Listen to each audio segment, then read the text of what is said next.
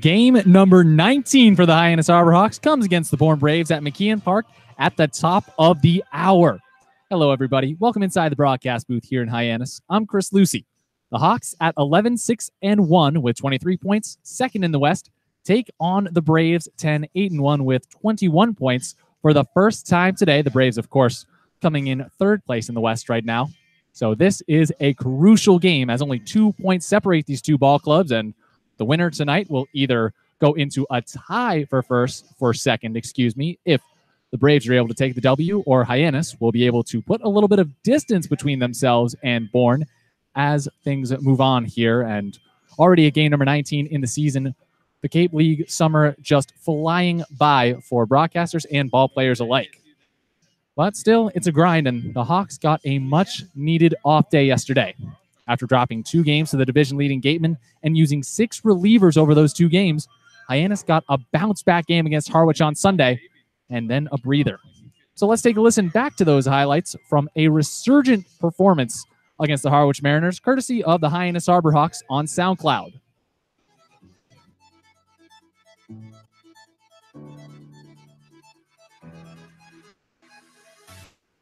A 1 pitch.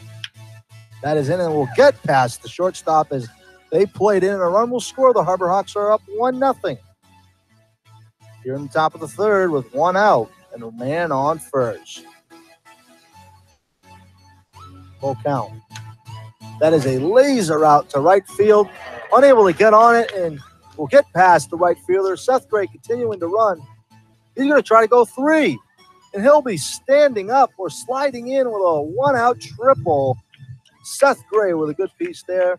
Right fielder thought he was going to catch it, go for it, missed the ball, and allow him to advance 2 bases. That is a fly ball out to left field. That will get down. That will be able to score a run, and the Harborhawks are up 2-0. Here on the road, both mistakes by the Mariners proved costly. The Harborhawks have made them pay. They're now up 2-0. The count. Pepio with the pitch. Hacked on and missed it. High heat for strike 3. The Butler product strikes out the side, and that is your 7th inning. We go to the top of the 8th now. Thomas, the back end of the Hyannis Arborhawks bullpen, comes to the set. Everyone in White House Field at bated breath. The 1-2. Hacked on and missed for strike 3. Pedro Pages, the catcher, pumps his fist in excitement from behind home, and the Hyannis Arborhawks break a 2-game skid and take a 2-1 win here in Harwich. Highlights there, courtesy of the Hyannis Arborhawks on SoundCloud. Again, a 2-1 victory for Hyannis against the Eastern Division foe, Harwich Mariners. A massive win for the Harborhawks. Great performances all around from the Hyannis bullpen.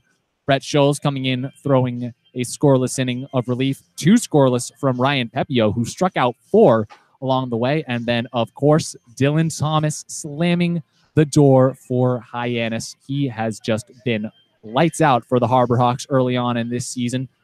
And earlier today, he had a chance to speak with our sideline reporter, Dani Terzer. She'll join me in the booth in a minute. But first, let's take a listen to Dani Terzer's conversation with Dylan Thomas, the Hawaii Rainbow Warriors reliever, courtesy of the Hyannis Arborhawks on Twitter. With Dylan Thomas. Dylan, let's go back to Sunday's game. Bottom of the 9th inning, you've got a runner on third base that could potentially tie the game for Harwich. You strike out the next 2 guys you face. How did you get through that jam?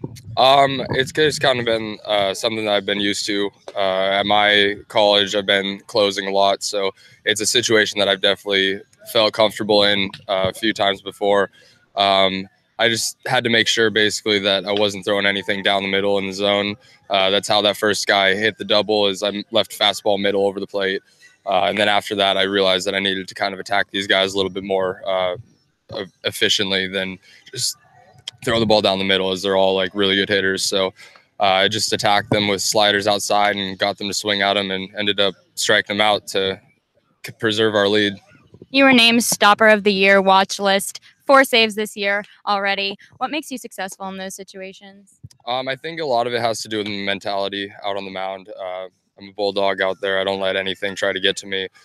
Even if I'm not getting calls or something's not going my way, I don't let that affect me out there. I just keep making my pitches, and I do have a really good slider, which really helps me too.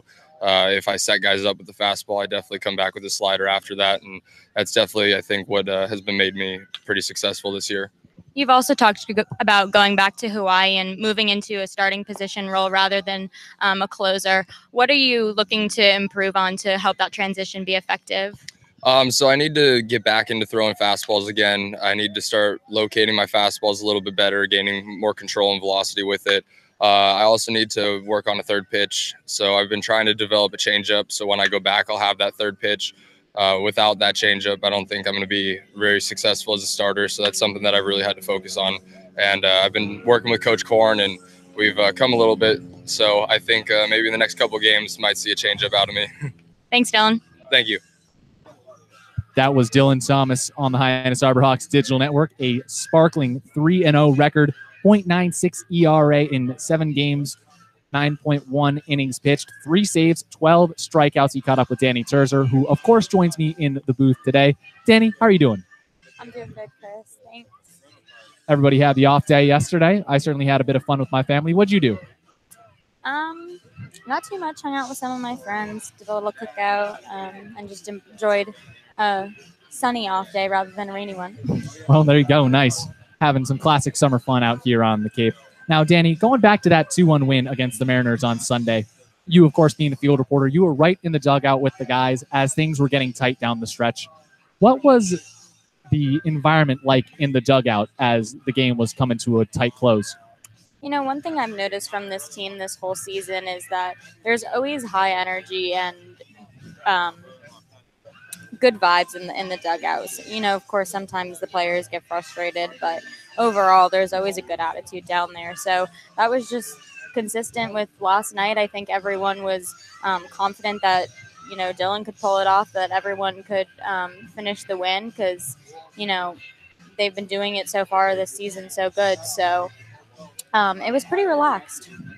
Absolutely. Dylan Thomas giving up that leadoff double, giving everyone a scare, but rebounding with 2 strikeouts and then securing the 2-1 victory for Hyannis, sending the Harborhawks into their off day yesterday on a high note. And off days often go a very long way for these guys, but this one coming in a really critical spot as more than 8 guys went out of the pen for Hyannis over the 2-game series with Bourne and then the one-off game against the Harwich Mariners, an interdivisional matchup just before the off day. So the rest day gives those guys a bit of a chance to take a breather. How does that affect how Chad Gassman can use them tonight? Well, I've spoken to Coach Gassman and Coach Korn both about this. You know, we've had this reoccurring theme of them wanting their starting pitchers to go more innings so that they can save their bullpen. That's what they're all about. So, you know, when there's a few games there where they're starting to use 4 or 5 guys from the bullpen, they want games where someone can come in like Gavin did, pitch a bunch of good innings and give them a rest, because when they start using the bullpen game after game, it catches up with them, and that's really when things are going to start going downhill for them. So it was good for them to be able to take this rest day, bounce back, and have everyone fresh and ready to go. Dani Terzer's in the booth with me right now. I'm Chris Lucey. Dani, one last question before I let you go. You had the chance to speak with Alec Trella as well before the off day. The middle infielder for the Harborhawks has started heating up. What has been the key for him to bouncing back from a slow start to his summer? I think his attitude is his biggest strength. He really impressed me with how he was poised and answered some of his questions through a little bit of struggle so far this season. One of the things that stood out to me was a comment about how he's really here to hopefully learn from his teammates. You know, a lot of these guys are coming from big schools, and he wants to take advantage of that, learn from what they do well, learn from what they do wrong. And that can be one of his biggest assets in helping him keep going in this hitting streak a little bit that he's got going. Alec Trella, 4 for his last 8 at-bats. Dani Terzer in the booth with me right now. Dani, I'll let you take off the headset and get back to the field where you'll be joining the Harborhawks tonight for the first Western Division matchup between Hyannis and Bourne, coming to you at the top of the hour here on the Hyannis Harborhawks Digital Network. I'm Chris Lucey, taking you up until then.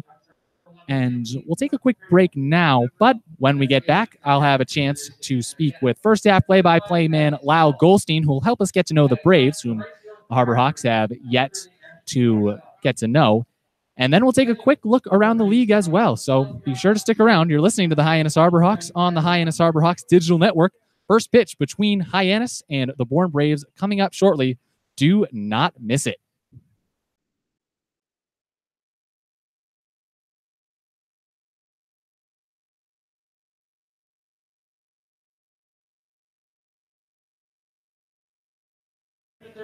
Tommy Pugh, running third to left field from Campbell University. Number 28, Matthew Barefoot, running fourth, the first base from Florida Atlantic. Number 37, Pedro Pages.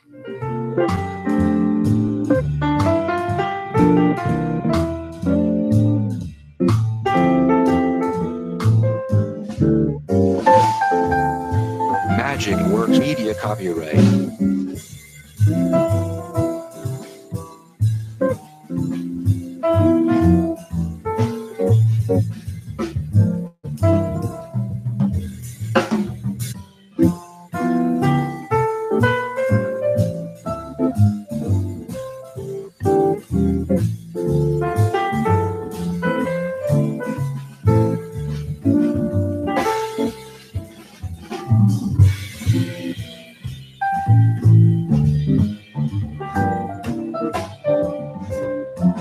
Magic Works Media copyright.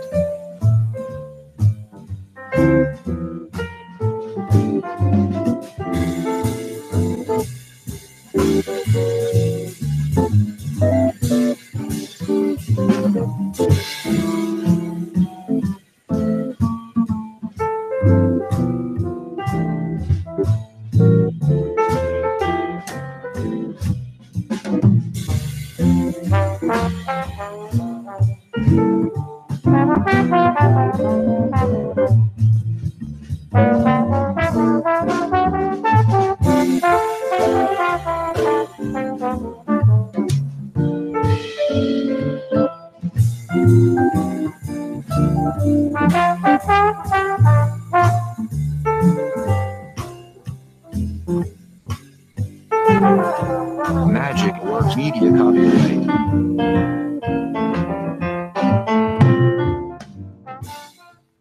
Back at it here on the Hyannis Arborhawks digital network. Just about 15 minutes away from first pitch on the first game of the season between the Hyannis Arborhawks and the Bourne Braves. These two teams coming in at second and third place, respectively, in the Western Division, separated by only 2 points in the standings. So tonight, a crucial game. Hyannis needs to take a win if they want to maintain sole possession of second place behind the Wareham Gatemen. Again, I'm Chris Lucey. Lyle Goldstein, first half play-by-play man, is joining me in the booth right now. Lyle, how are you doing? I'm doing all right, Chris. How about yourself? Fine, thanks. Got to enjoy some time with family yesterday on the off day. How about yourself? Really just relaxed, much like you. A much-needed off day, but ready to be back out here tonight. Ready to go here. Hyannis and Bourne starting to get ready. And Lyle, of course, you spent a little bit of your off day getting prepped for this game. What stuck out to you about the Bourne Braves lineup that the Arborhawks are going to face tonight? Well, I think just plain and simple how loaded this offense is. They have 4 guys in the lineup already with 20 hits or more. Tyler Fitzgerald, the middle infielder, just won Cape Cod Player of the Week as announced today. And this is just a lineup that really 1 through 9 can really just smash the baseball, especially with the addition of Lyle after just coming in within the last week. So this lineup, they've been playing hot baseball as of late, and they're ready to go. And, of course, the Arborhawks throwing out a pretty reliable pitcher in Jeremy Randolph to start this game for the Arborhawks. But, again, a very potent offensive threat are the Bourne Braves. What does that mean for Fowler? I think for Randolph, I think the Randolph, key. Yes. I think for him, the key is just to keep the ball in the zone. I mean, you look at his last couple of outings, and he's been really solid for this Arborhawks ball club. So I think it's just to keep repeating that success. I mean, he comes into the day with a 2.45 ERA in his last start, through a scoreless game again, or scoreless 4 2/3 innings, I should say, against the Harwich Mariners in that 2-0 win. So he's rested. It's been over a week since he's thrown the ball. I think his key is just to, like I said, command the zone, eliminate the walks, and really just mix up those pitches to keep this Bourne lineup off balance because they're going to be ready to hit. And on the other side of the coin, the Braves are coming in with Trey Vanderweide out of University of South Carolina Upstate. He hasn't started a game yet this season for Bourne, but what can the Arborhawks expect to see out of him? Well, I think he's going to be good early on in the ball game. I mean, he's one of these relievers that can come in and just throw you a shutout inning whenever you need it. His first 4 innings of the season, he didn't allow a run, especially against the Commodores where he went 3 shutout and then went 3 innings, 1 run against the Kettleers. So this will likely be his longest outing of the summer up to this point, and unless, of course, the Harbor Hawks really jump on him on offense. But for the right-hander in or the left-hander, I should say, in Vanderwise, I think the key is going to be stamina for him. Can he keep being effective in the late innings, and can he get around this lineup 2, maybe even 3 times? Well, it's a hot one already out here in Hyannis, and Trey Vanderwide coming in at 6'3", 225 pounds, carries a good bit of weight on that frame. Stamina, always a key factor for guys of that size. But coming from the left side, he could be deadly. Hyannis will need to be on point on the offensive side of things. Lyle, thank you so much for joining me. I'll let you continue getting ready for tonight's call against the Bourne Braves. First pitch, less than 10 minutes away here on the Hyannis Arbor Hawks digital network. But before I let you go, we'll take a quick trip around the rest of the league to get you up to speed on games that have started, games that have yet to happen, and so on and so forth.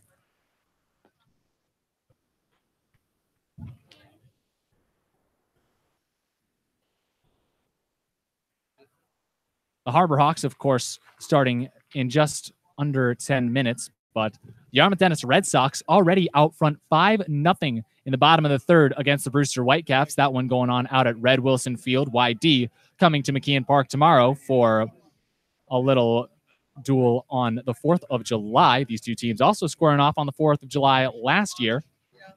And down at Lowell Park in Katuitt, the Wareham Gatemen, tops in the Western Division, have a 2-0 lead over the Katuitt Kettleers in the top of the 4th. Over at White House Field in Harwich, the Mariners are back, trying to bounce back from a 2-1 loss to the Hyannis Arbor Hawks in the previous game. They're taking on divisional foe Chatham. Will Matheson on the mound for Harwich, Kyle Hurt coming to the hill for the Anglers. And then wrapping things up at Eldridge Park, 7 o'clock first pitch between the Falmouth Commodores and the Orleans Firebirds. Spencer Strider taking the mound for Falmouth, and Isaiah Kearns towing the rubber for Orleans. That's all here on the postgame show. Thank you so much for joining us. But this won't be the last you'll hear from me. I'll be back on in the top of the 4th inning for another trip around the league. And also, you can hear me on the postgame portion of this very broadcast, as well as on our postgame YouTube show, Hawk Talk, which, of course, is a video show. You can catch that one on our social media as well at the Hyannis Harbor Hawks, where we link our SoundCloud page too. Check us out on SoundCloud, the Hyannis Harbor Hawks. That's where we post up interviews, highlight reels, and so much more for your enjoyment. Get close to your Hawks and be sure to give us a follow on social media and check out everything we're doing here on the Hyannis Harbor Hawks digital network. One last time, I'm Chris Lucey. Lyle Goldstein and Robert Marcello will be the next 2 voices you hear. The Harbor Hawks and the Bourne Braves getting ready to go here at McKeon Park.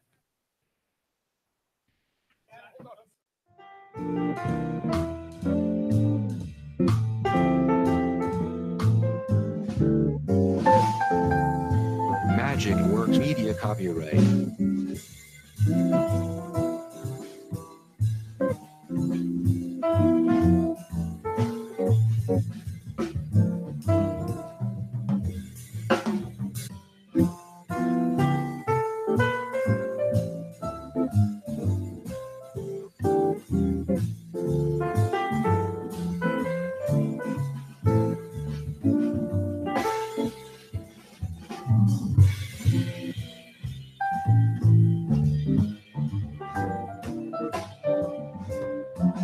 Magic Works Media copyright.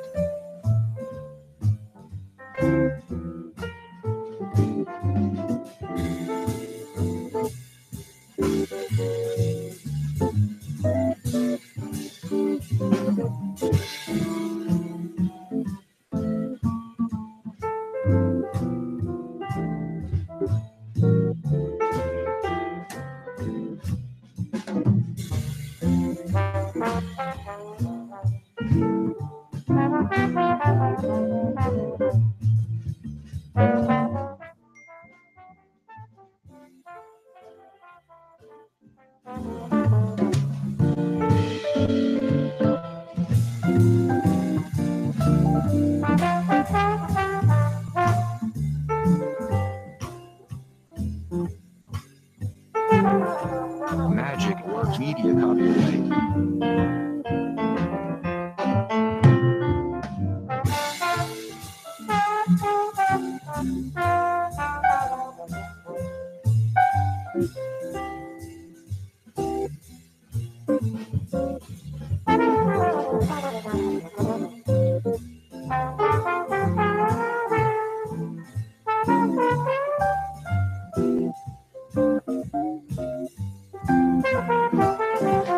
Magic Works Media copyright.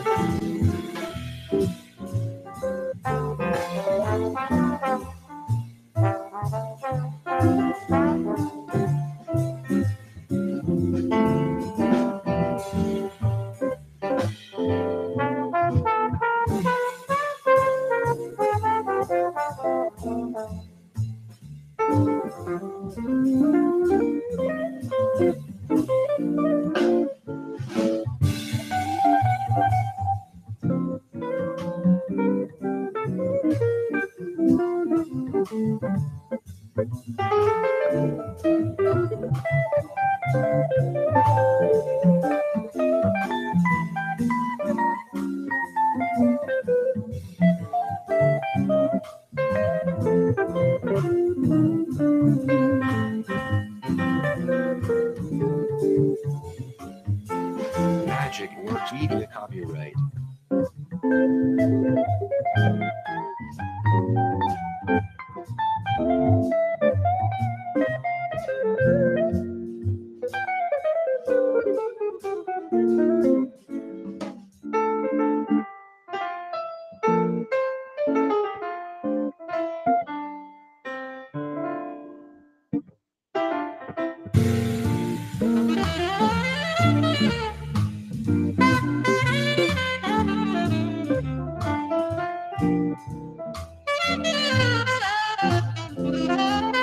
Magic Works Media copyright.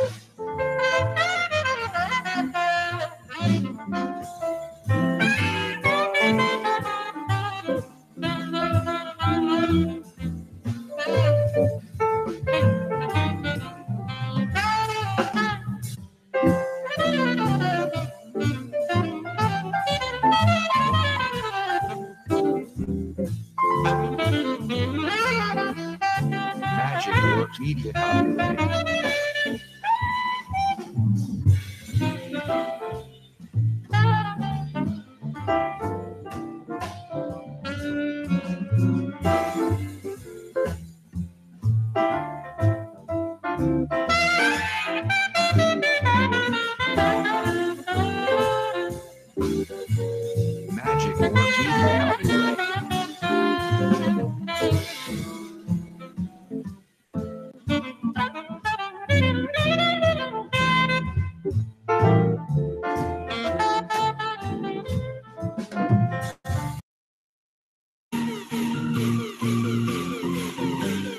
Time for lineups and first pitch on the Hyannis Harborhawks Digital Network.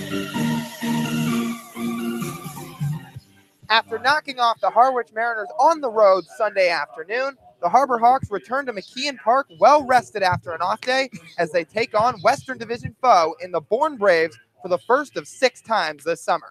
Both teams sitting within 3 points of first place Wareham Gateman, and the Harbor Hawks looking to get things going again here back at home. Hyannis Harbor Hawks baseball starts right now. Hi, everybody. I'm Lyle Goldstein, joined alongside Robert Marcello here on the Hyannis Harbor Hawks Digital Network.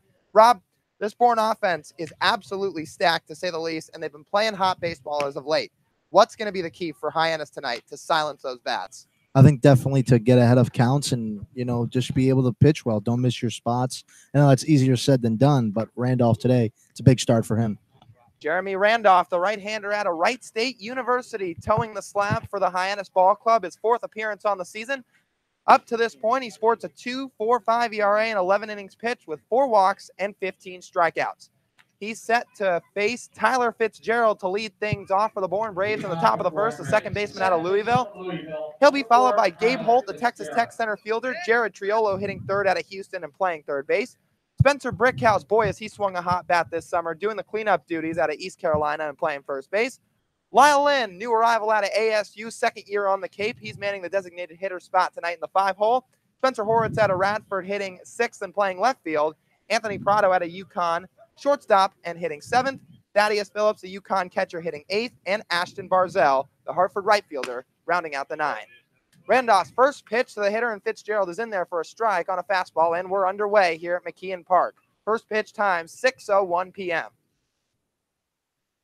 Jeremy Randolph just working from the set, comes back with an off-speed, catches the outside corner for strike 2. Quickly ahead in the count, no balls and 2 strikes to Tyler Fitzgerald, who's just coming off a Player of the Week honoree here in the CCBL. Randolph to the set. Kicks and fires the 0-2 pitch, down and away for ball 1.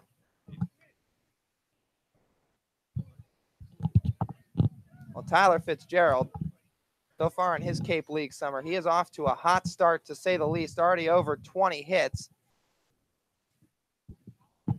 Sporting a batting average of .328. The 1-2 misses just down, ball 2. Now the count even. Jeremy Randolph's last appearance, he went 4 2/3 innings against the Harwich Mariners, didn't give up a run, 5 hits and 5 strikeouts. That was back on June the 25th. The Harbor Hawks beat the Mariners 2-0. 2-2, swinging a foul down the third base line. Fitzgerald steps out of the box, kicks his feet to the head of the wood bat, thrusts it forward a couple of times, now stepping back into the box. Right-handed hitter in Fitzgerald staring down the right-handed starting pitcher in Jeremy Randolph. 2-2 pitch, swing and a miss for strike 3 on an off-speed pitch. Jeremy Randolph strikes out the first man of the night. 1 down here in the top of the first. Great pitch there by Randolph, getting an off-speed pitch inside there. Unable to hit it was the Bourne Braves batter. That'll bring up Gabe Holt, center fielder out of Texas Tech. Left-handed hitter in Holt so far in the season, 5 for his first 17, sporting a .294 average. Now Randolph comes home, misses down low for ball 1. Harbor Hawks defense tonight, Davis Wenzel out of Baylor playing third base, Alec Trella from Memphis at short. Out at second base, Taylor Garris from Samford University, and Pedro Pages over at first base out of FAU. The pitch to the hitter in Holt, swinging a line drive down the right field line, landing fair for a base hit. Rivera fields it cleanly, throws it back in. Holt stopping at first, and the Bourne Braves have their first hit of the night on the 6th hit of the summer for the Texas Tech product in Gabe Holt.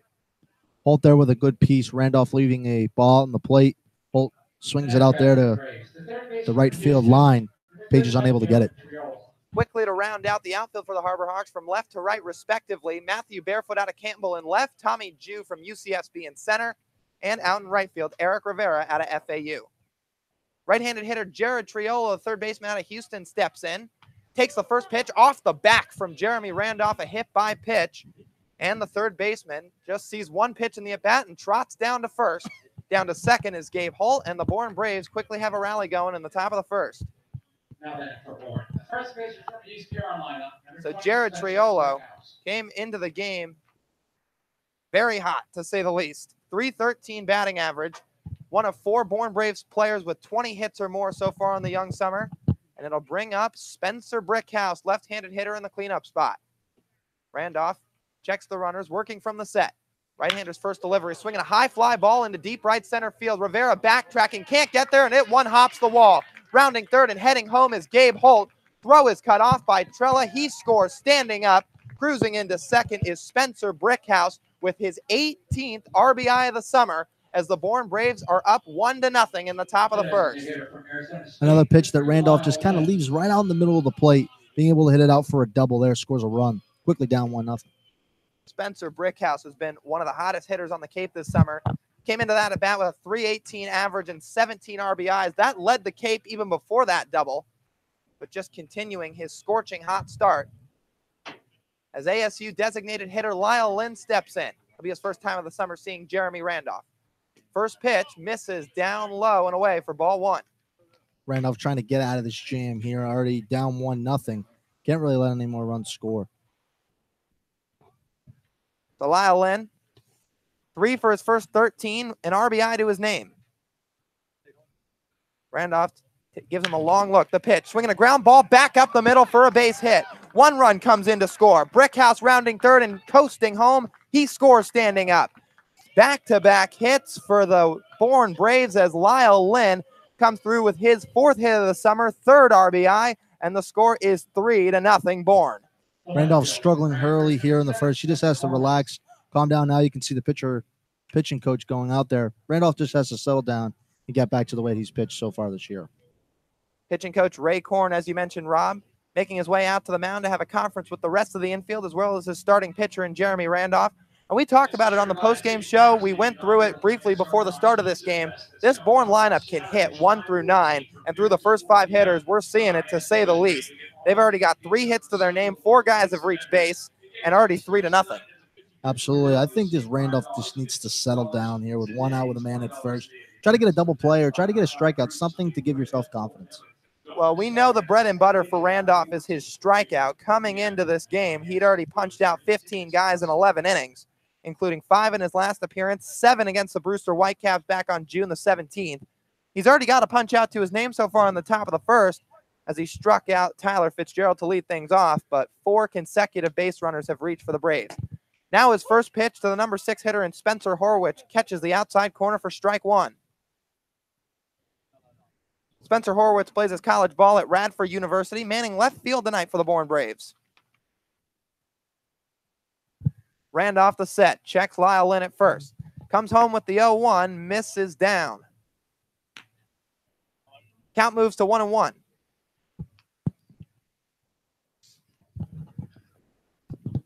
Spencer Horwitz in his 2018 campaign at East Carolina hit .298, 10 home runs, and 50 runs batted in. Randolph spikes one in the dirt. Scoop by the catcher in Kyle Wilkie. No advancement from Lyle Lynn. 2 balls and 1 strike to the hitter in Horwitz. Wenzel playing even with the bag at third. Middle infielder's back. Now the pitch. Swinging a ground ball right to the mound, and Jeremy Randolph throws to Alec Trella at second for 1. Relay back to first, and that's in time for a 1-6-3 double play. So a good response from Jeremy Randolph after allowing 3 runs in this top of the first inning, induces a double play to get out of a little bit of a jam.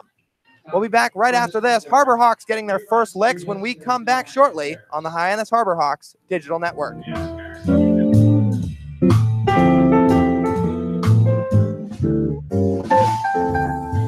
Magic Works Media copyright.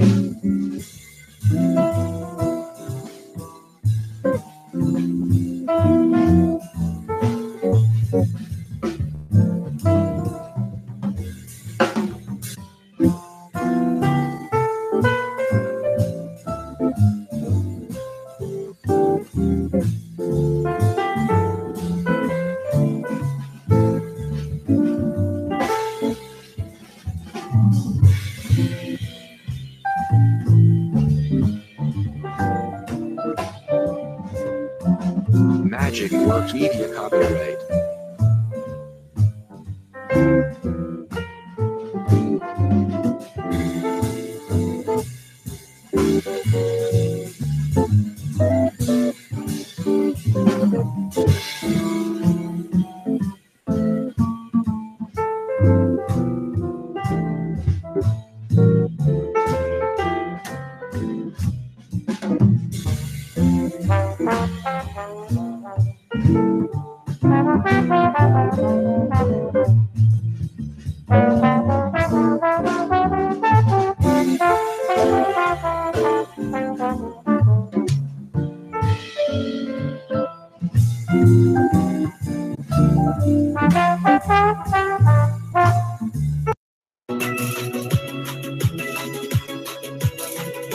You're listening to the Cape Cod Baseball League on the Hyannis Harbor Hawks Digital Network. Let's get you back to the game.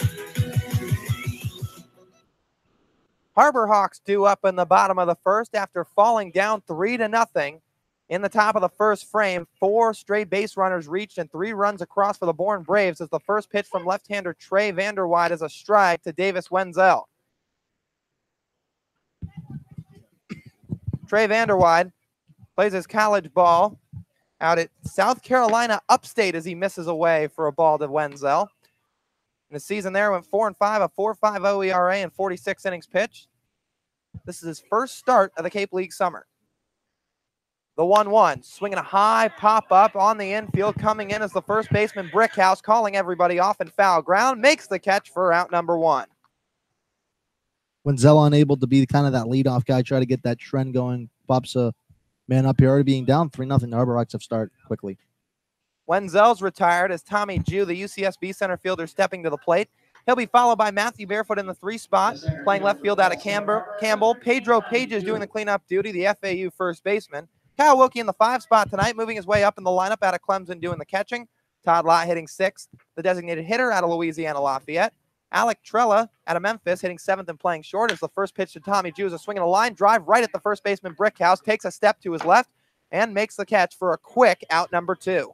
Good piece there by Tommy Jew, just unable to get it past the first baseman's head. Is similar happened in the top of the first where it got over Pedro Page's head. He kept his hands back and stayed with that outside pitch, but just couldn't get it over the head of the first baseman in Brickhouse. And in the 8-9 for the Harbor Hawks order, Eric Rivera playing right field out of FAU, and Taylor Garris, the Sanford second baseman, in the 9 spot. Matthew Barefoot takes a ball from Trey Vanderwide as the count moves to 1-0. Matthew Barefoot. What a summer he's had up to this point, searching for that 20th hit. He checks his swing and sends it foul back and out of play. Barefoot hitting .387 on the year, 3 home runs and 12 RBIs. He came into the day 3rd in the CCBL in batting average as he takes a ball down low, 2-1 the count. This top third of the Harbor Hawks order doing their damage this summer, to say the least. Barefoot with the average, and Davis Wenzel leading the league in doubles coming into today as Barefoot swings and sends it foul down the first base side and out of play. So this Harbor Hawks order really starting to hit. You look toward their lineup. Barefoot at .388. Pedro Page's still sporting .260. Todd Lott, how about him at .319? As the pitch to Barefoot, a swinging a ground ball out to the shortstop in Prado, taking a step to his right, throw on to first, and it is in time on a hop to get Matthew Barefoot picked out of the dirt by Spencer Brickhouse, and that'll do it for the Harbor Hawks in the bottom of the first as Trey Vanderwide retires the side in order, a 1-2-3 inning. We'll be back right after this for the top of the second inning. Due up for the Bourne Braves, their bottom third of the order, Anthony Prado, Thaddeus Phillips, and Ashton Bardzell, when we return on the Hyannis Harbor Hawks digital network.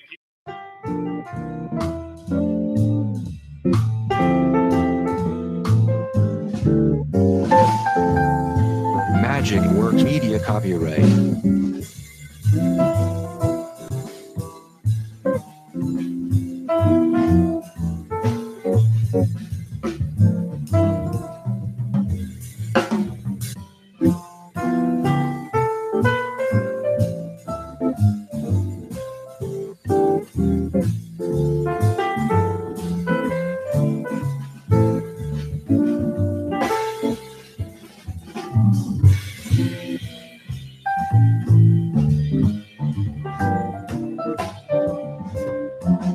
Magic Works Media copyright.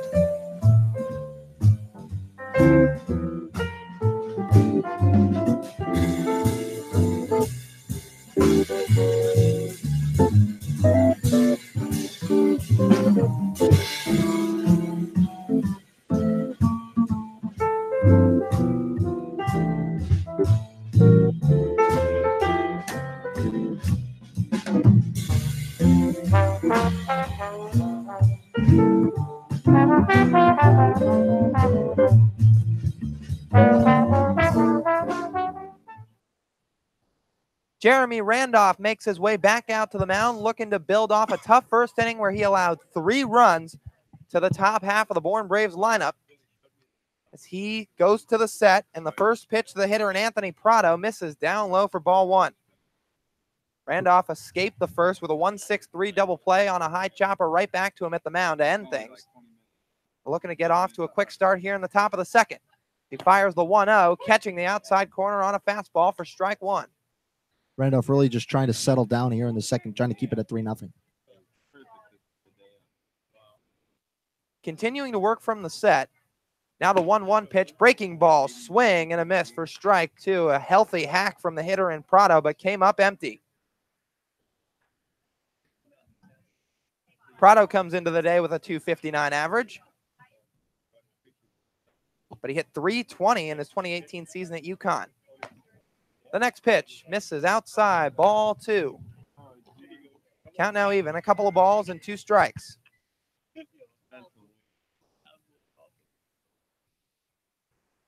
Still a sunny day. The sun's still high at McKeon Park. Not much shade on the ball field as Prado swings at it and sends a line drive over the head of Alec Trella and into left center field for a base hit. Fielded and thrown back in by Tommy Jew, but the leadoff man aboard for the Bourne Braves in the top of the second as they record their 4th hit in the young ball game.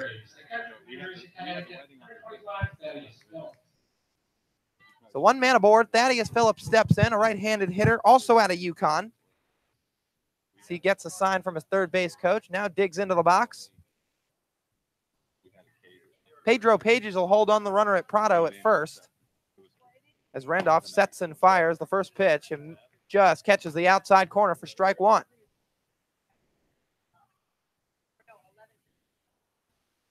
So Randolph, not a guy that likes to work from the windup. He spent all his time as a reliever this season at Wright State. And like a few other guys we've seen this summer, just prefers the short and sweet delivery as he throws over to first, but back safely with no slide as the runner in Prado. Randolph threw 49 1/3 innings in relief this season at Wright State. 27 appearances, a 2.55 ERA. The next pitch, a swing and a foul off the mid of the catcher Kyle Wilkie and down the first base line.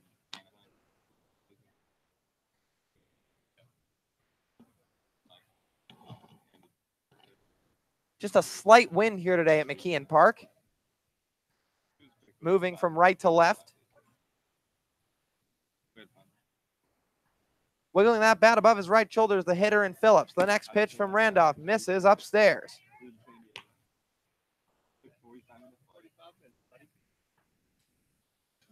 So Thaddeus Phillips, not off to the hottest start of his Cape League summer, just 2 for his first 24, although one of them was a long ball. We saw him hit some tanks in batting practice today. He's got some power in his arsenal as Randolph throws over to the bag, but back safely is the runner in Prado. He sure does, and Randolph has to be careful with him here. Already letting up 3 runs. Well, Phillips, he hit 257 in his season as he swings and misses through that fastball from Randolph for strike 3. Second strikeout of the night for the Wright State right-hander, and 1 out here in the top of the second. Randolph keeping hitters somewhat off balance to start today. He's left a couple of balls over the plate, but besides that, he has 2 strikeouts. 10th strikeout of the season for Thaddeus Phillips, the UConn catcher. And now stepping into the box, the number 9 hitter for the Bourne Braves, Ashton Bardzell, the Hartford right fielder. Sticks his bat out toward Randolph at the mound, now into his stance. Randolph delivers from the set, misses down in the dirt, blocked by the catcher Kyle Wilkie, and the runner in Prado stays put. Great stop there by Wilkie, not allowing any runners to advance. So Randolph takes a step off the mound to reset. Wipes his face with his left shoulder and that jersey piece as the Harbor Hawks are sporting white jerseys tonight with orange lettering, blue hats, and the orange H. A swing and a miss for that one for the hitter in Bardzell. Cut through that pitch pretty cleanly from Randolph. Wilkie was set up outside. Randolph put it a little bit up in the zone and couldn't catch up with it was Ashton Bardzell. He sits with a 1-1 count. Now the next pitch, a swing and a foul back into Kyle Wilkie's glove, and the count moves to 1 ball and 2 strikes. So Randolph with a man on first, 2 outs, a 3-0 game, has a chance to put up a scoreless frame in the top of the second inning. Or 1 out, I should say. As the 1-2 gets through the wicket to Kyle Wilkie. Taking off for second is Anthony Prado, and he gets in standing up. Man moves down to second. Braves have another runner in scoring position. And that pitch will be a ball to the hitter in Bardzell. 2 balls and 1 strike the count. So now we'll see if the defensive alignment from the middle infield changes at all. If Taylor Garris or Alec Trella at second or short, give the runner in Prado any attention. Prado swiped a few bags in his collegiate season as a swing and a miss through the hitter in Bardzell sends him down swinging for strike 3. Jeremy Randolph's recorded 3 strikeouts on the night in just an inning and 2/3 pitch. Randolph really redeeming himself after getting the pass ball, being able to throw by that hitter for a strikeout, very important. Braves will turn their lineup over to Tyler Fitzgerald back at the top of the order, his second at bat in as many innings. But Prado, the man at second, swiped 18 bags in his 2018 campaign at UConn, 14 in his freshman year. Randolph gives him a look, being held on by Garris. Now the first pitch breaking ball is a swing and a pop-up high into the air into Kyle Wilkie's right, moves over, calls everybody off, and makes the catch on the grass for out number 3. So Jeremy Randolph records a scoreless second inning as the Harbor Hawks will come up in the bottom of the second looking to get on the board and chip away at this 3-0 lead. When we come back, it'll be Pedro Pages, Kyle Wilkie, and Todd Lott, the 4-5-6 for the Hyannis Ball Club, just after this on the Hyannis Harbor Hawks Digital Network.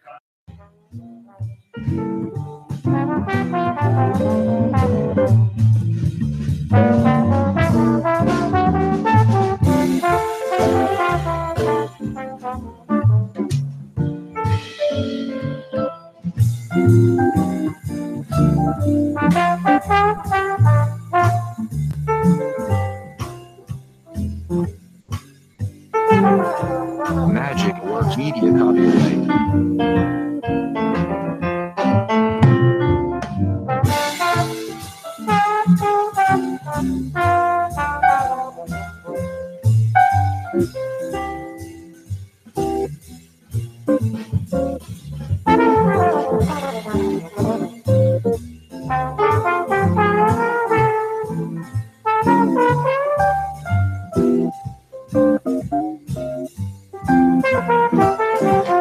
Magic Works Media copyright.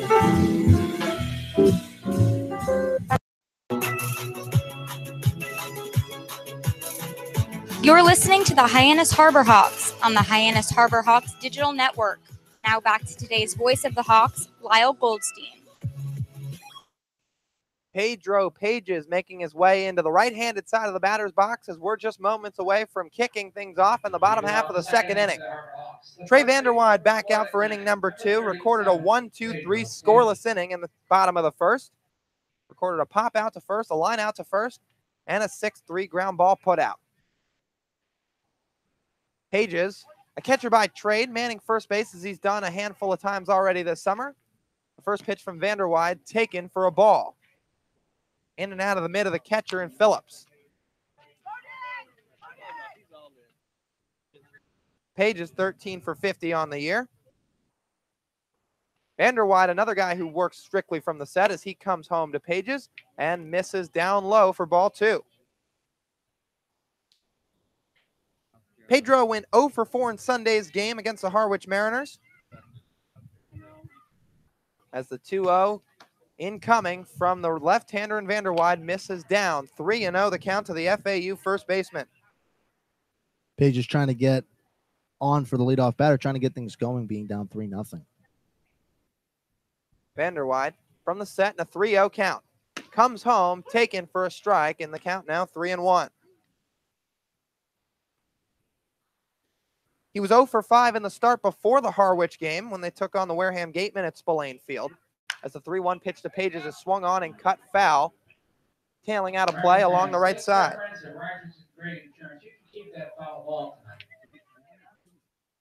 So Pages 0 for his last 10 coming into this at bat. His average was sitting around 320 for a good portion of this last week, but has tailed off a little bit. Has 1 homer on the year. That came against the Gatemen on an opposite field shot off the scoreboard as he swings at the 3-2 pitch and sends a chopper on a hop to the second baseman. Fitzgerald makes the play, throws on a hop to first, and Pedro Pages sat down for out number 1 in the bottom of the second. When that ball went through the infield, the second baseman kind of had to back up, waiting for it to hop up. Made the play in time, though.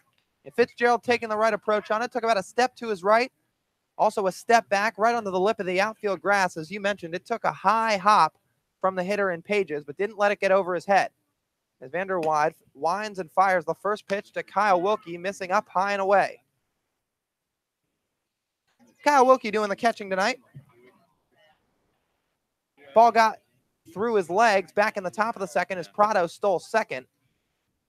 He watches the ball miss away in the other side of the batter's box for ball 2. Kyle Wilkie hitting .269.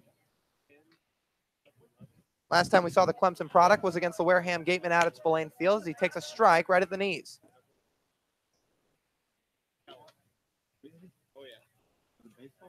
Infield playing back for the Bourne Braves, hugging the line of third a little bit, is the third baseman in Triolo as Wilkie watches the ball miss low for a ball 3. 3-1 the count.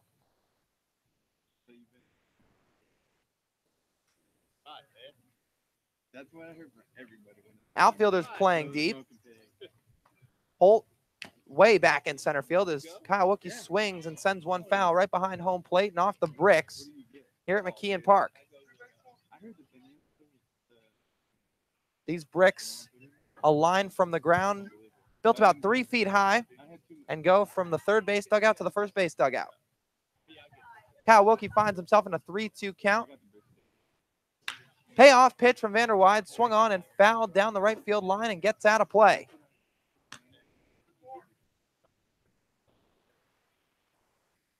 So Wilkie was sitting around 300 as well, but another guy that's tailed off a little bit in the last couple of games.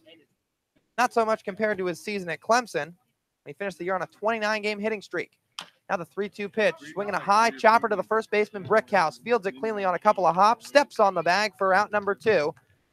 And the pitcher in Trey Vanderwide retired the first 5 hitters he's faced through an inning and 2/3 in this young ball game. A very similar hit from Pages by Wilkie there, the first baseman able to step back, and then also a great effort by the Harbor Hawks so far today, be able to run these balls out. Vanderwide's induced a lot of soft contact here in the early going. Yet to strike anybody out, but has recorded 3 straight groundouts, along with a weak pop-up and 1 hard line drive off the bat of Tommy Jew, as the hitter in Todd Lott takes a first pitch high for ball 1. Well, Vanderwide's only got 5 strikeouts on the year and 8 innings pitched, but regardless, a 3.37 ERA. Now the 1-0 to Lott, swinging a high looping fly ball into short right field. Coming in a couple of steps is Bardzell, settles under it and makes the catch for out number 3. 6 up, 6 down for the Harbor Hawks through the first 2 innings. The score still 3-0 at McKeon Park in favor of the Bourne Braves. We'll be back for the top of the 3rd right after this when we return shortly on the Hyannis Harbor Hawks Digital Network.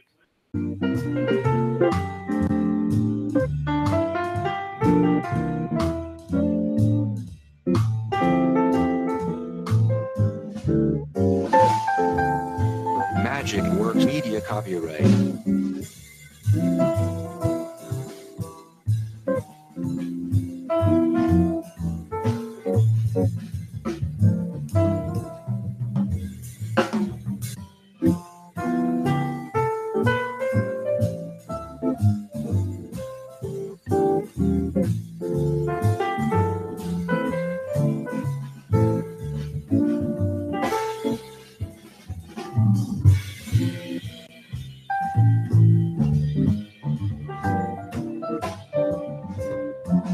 Magic Works Media copyright.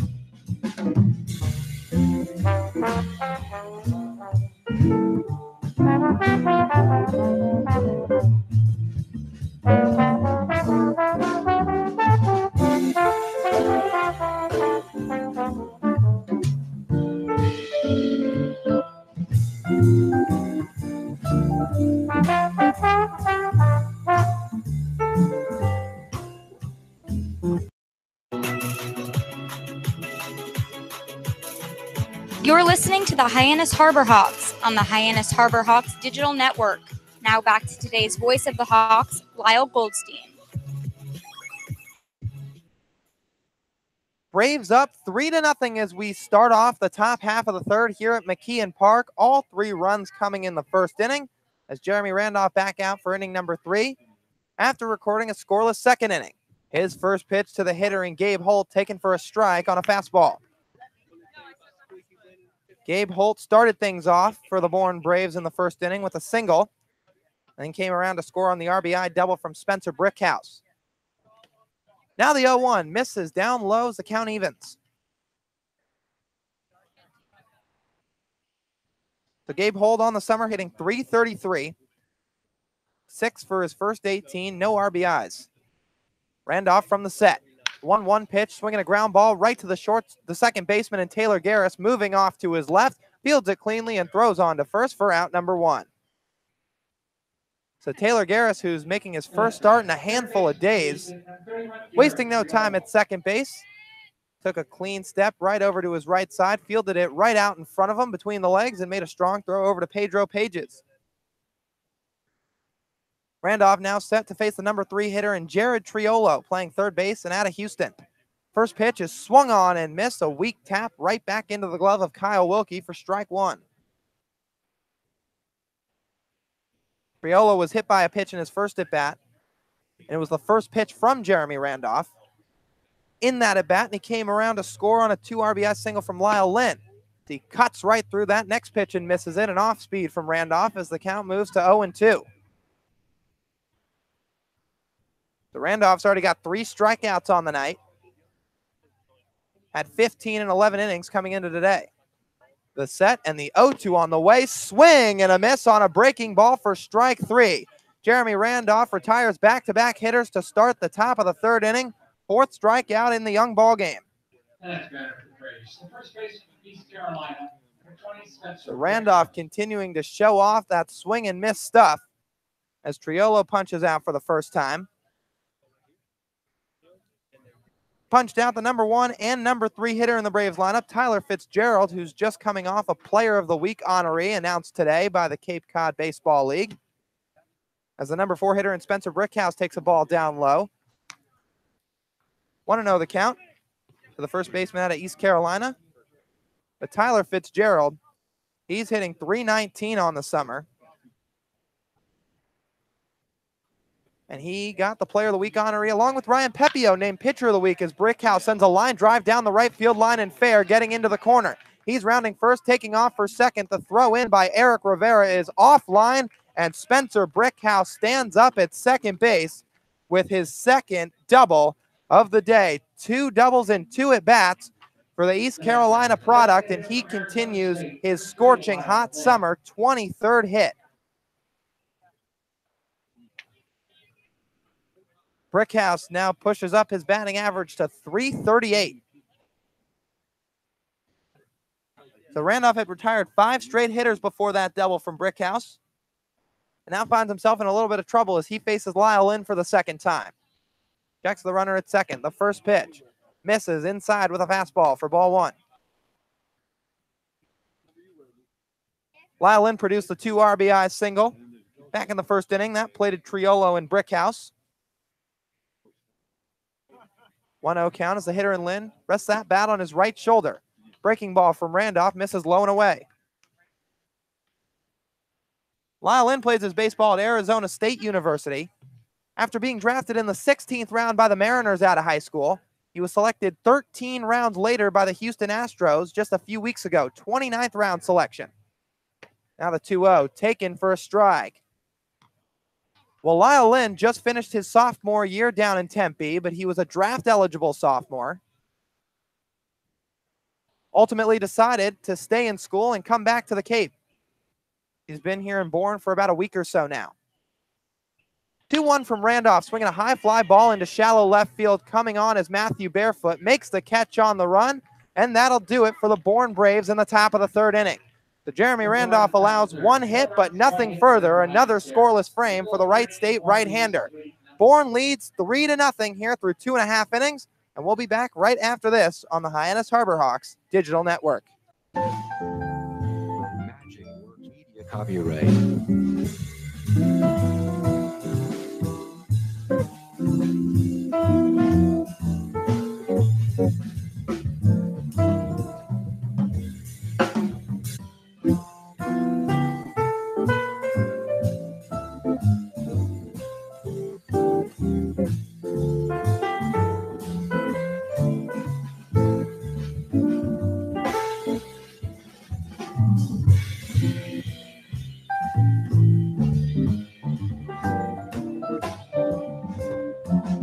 Magic Works Media copyright. Magic Works Media copyright.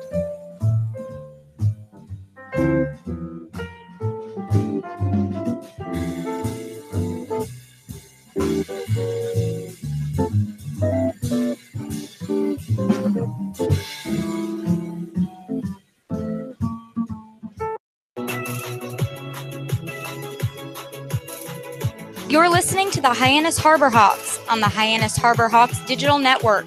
Now back to today's voice of the Hawks, Lyle Goldstein.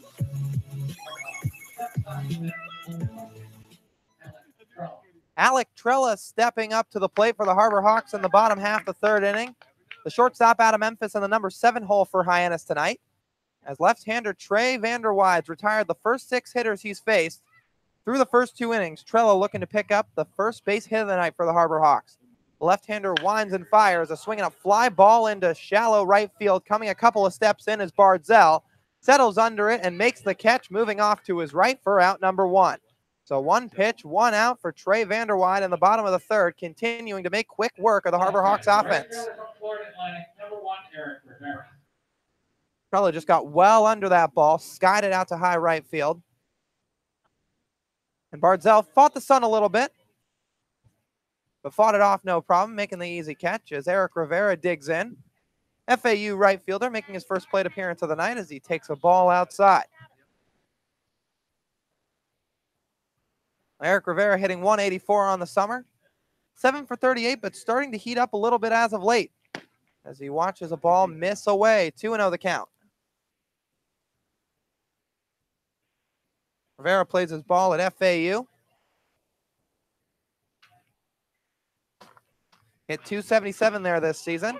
Off speed from Vanderwyde catches the corner for strike 1.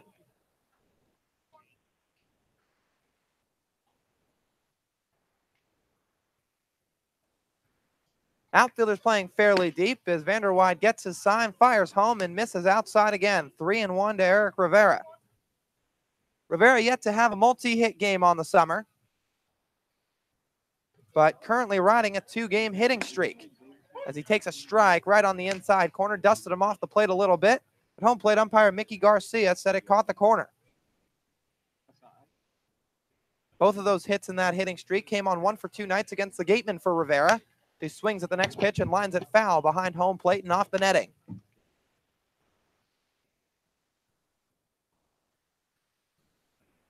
Now, Rivera hasn't flashed a whole ton of power so far this season. We've seen him launch a couple over the yard during batting practice. He hit 6 home runs at FAU. As he watches the 3-2 pitch down low for ball 4, the right fielder draws a walk with 1 out in the bottom of the third inning, bringing up Samford's second baseman Taylor Garris. But now Rivera continuing to be productive on offense. He's now reached base in 3 straight games. Taylor Garris gets a sign from head coach Chad Gassman down at third base. Garris looking to turn his summer around a little bit, hitting 200 on the young summer. He swings at the first pitch and sends it up the middle. Right there is the shortstop Prado, steps on the bag for 1, relay to first in time for a double play.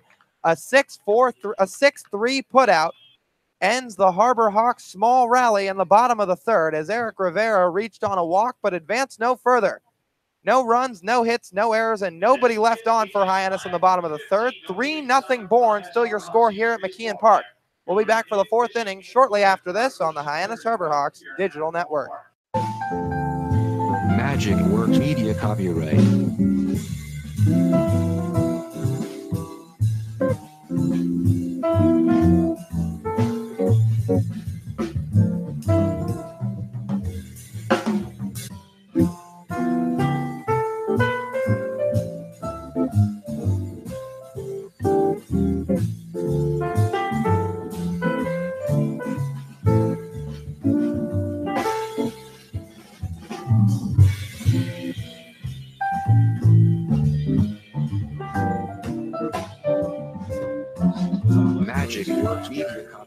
Chris Lucey back with you here on the Hyannis Harbor Hawks digital network to take you around the Cape before we get things back to Lyle Goldstein for more play-by-play.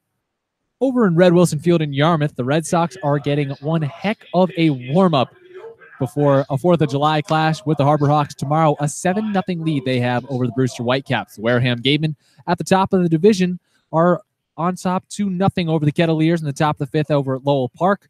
The Chatham Anglers and Harwich Mariners, along with the Commodores and Firebirds, have yet to get underway in their respective games over in the Eastern Division. Those matchups starting up at 7. Now back to Lyle and the play-by-play here between the Bourne Braves and the Hyannis Harbor Hawks. All right, Chris, thank you very much. Top half of the fourth set to kick off. Jeremy Randolph back on the mound. He's set to face the Braves' 6, 7, 8 hitters in the order, starting off with left fielder Spencer Horwitz, who takes a strike to start things off.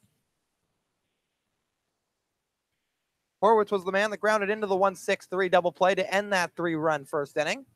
Turned by the starting pitcher in Jeremy Randolph. Comes back with a fastball, missing low and away for ball 1. Randolph's pitched very well in the second and third inning. Let's see if in the fourth he can continue the trend. And often with power pitchers, especially a big strikeout guy like Randolph, the key to them is to jump on them early, especially in the first inning, which the Braves did. They put up a trio of runs, but since then, 2 scoreless frames as Horwitz swings and sends one foul down the left field line and tailing out of play. Davis Wenzel gave it a little bit of a look, moving back and off to his right, but just watched it sail into the bushes beyond the left field fence down the line here at McKeon Park. Spencer Horwitz finds himself in a 1-2 count. Looking to pick up his 16th hit of the summer. The pitch from Randolph, swing and a miss for strike 3. 5th strikeout of the night for the Wright State right-hander in Jeremy Randolph, as Spencer Horwitz punches out for the first time tonight. And the first man at the top of the fourth is sent down. Great pitch there by Randolph, really starting to get into the groove after a bad first inning. Anthony Prado, the UConn shortstop, steps in. He's singled back in his first at-bat. Randolph's continuing to work from the set. A first pitch breaking ball in there for a strike, right at the knees to Prado.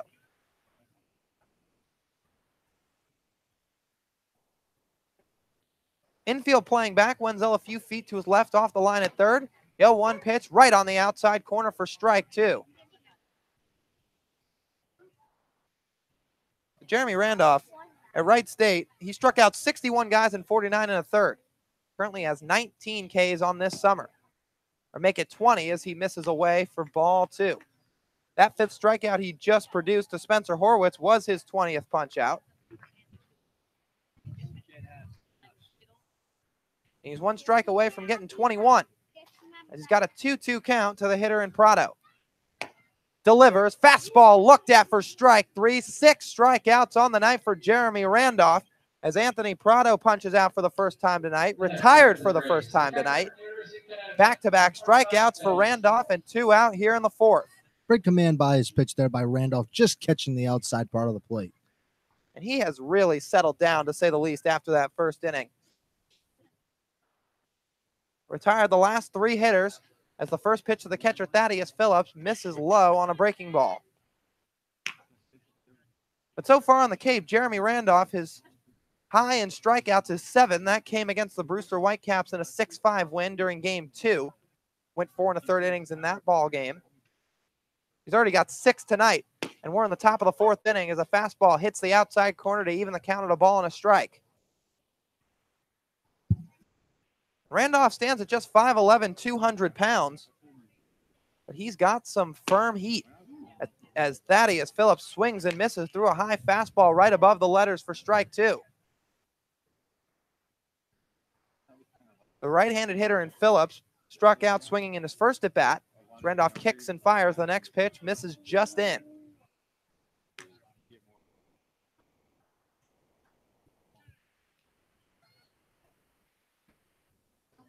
So a deep stare down between the hitter in Phillips and the pitcher in Randolph as he now gets his sign. The 2-2 swung on and fouled up and out of play down the first base side. Well, Thaddeus Phillips hit just under 260 in his season at UConn, 257, 2 home runs and 20 RBIs. But he's on that struggle bus here in the Cape League summer, adjusting to the Wood Bat League and adjusting to some of the best talent from around the country. Now the 2-2, swinging a high chopper foul right back over to the Harbor Hawks dugout. No action going on in the bullpen. Everybody down the left field line for the Harbor Hawks seems pretty content where they are in their seat. More of the same down the right field line for the Bourne Braves. Trey Vanderwide has thrown a gem so far in this ball game. As Randolph's 2-2 is a high chopper back to the mound, fielded on a backhand by Randolph, throws to first and in time to get Thaddeus Phillips for out number 3. So Jeremy Randolph punches out an additional pair and records another 1-2-3 inning here in the top of the 4th. We'll be back right after this. Due up for the Harbor Hawks in the bottom half of this inning. It'll be the top of the order in Davis Wenzel, Tommy Jew, and Matthew Barefoot when we get back on the Hyannis Harbor Hawks Digital Network.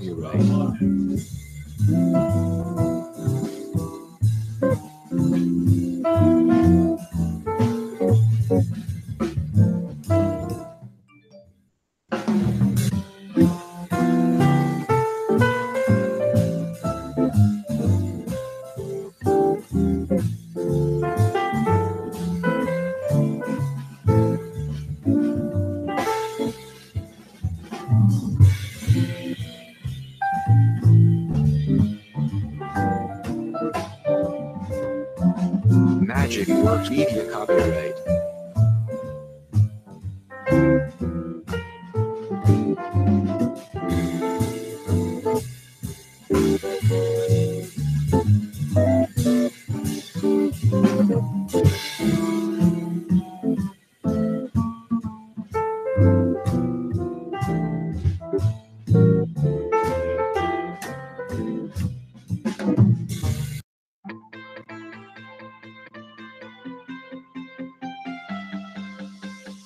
You're listening to the Hyannis Harbor Hawks on the Hyannis Harbor Hawks Digital Network.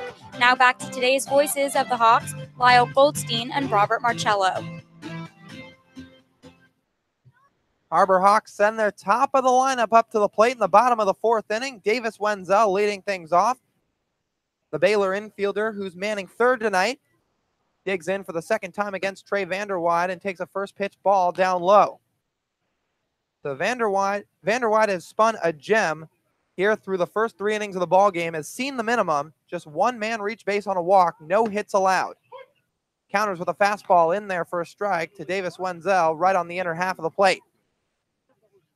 Wenzel popped up to first in his first at bat. He checks his swing on the 1-1 pitch, but a called strike with the pitch from the home plate umpire and Mickey Garcia. Count now runs to 1-2. Wenzel sporting a .228 average on the year.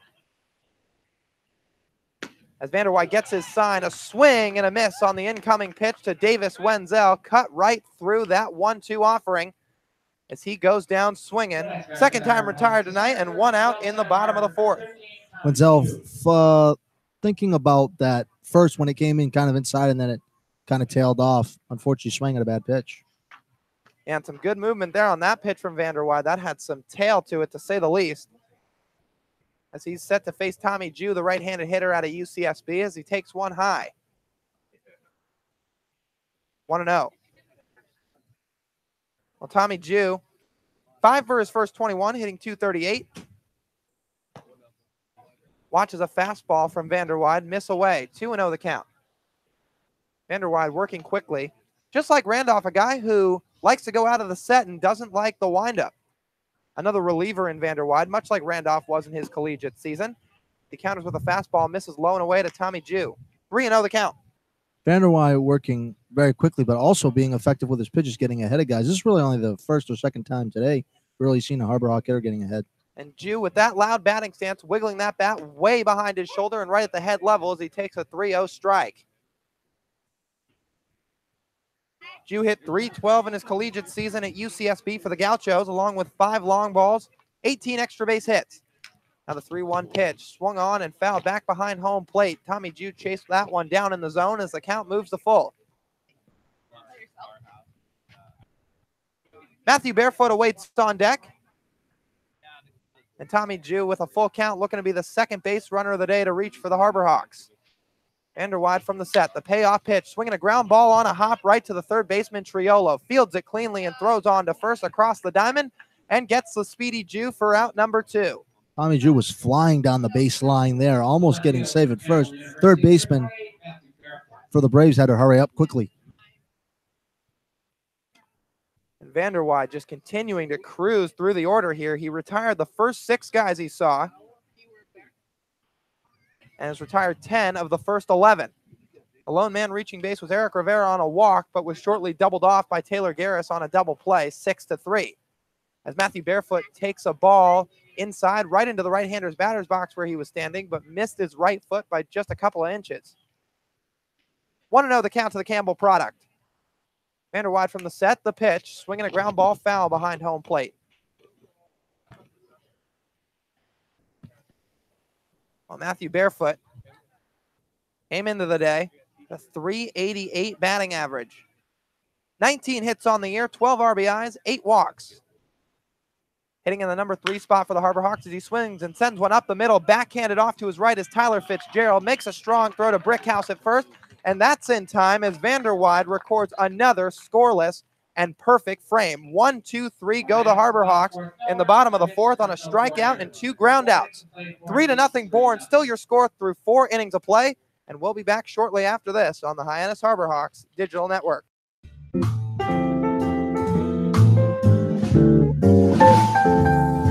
Magic Works Media copyright.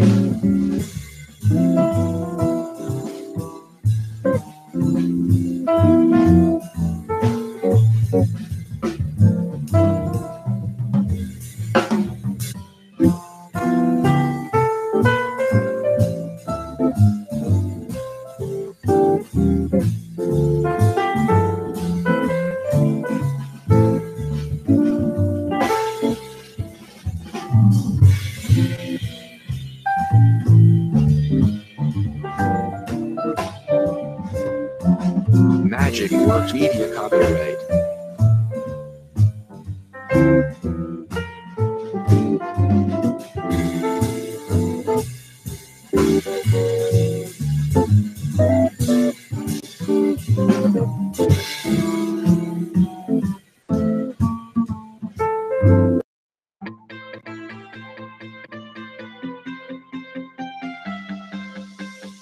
You're listening to the Hyannis Harbor Hawks on the Hyannis Harbor Hawks Digital Network. Now back to today's voices of the Hawks, Lyle Goldstein and Robert Marcello.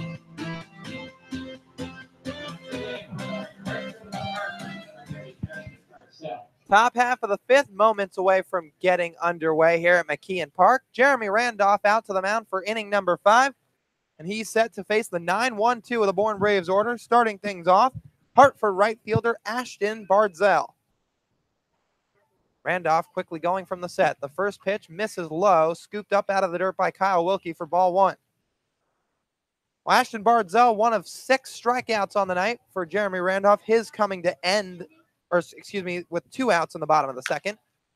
He swings and sends a high chopper foul down the third base line. That strikeout that he recorded in the 2nd was the 3rd of 6 thus far for Randolph.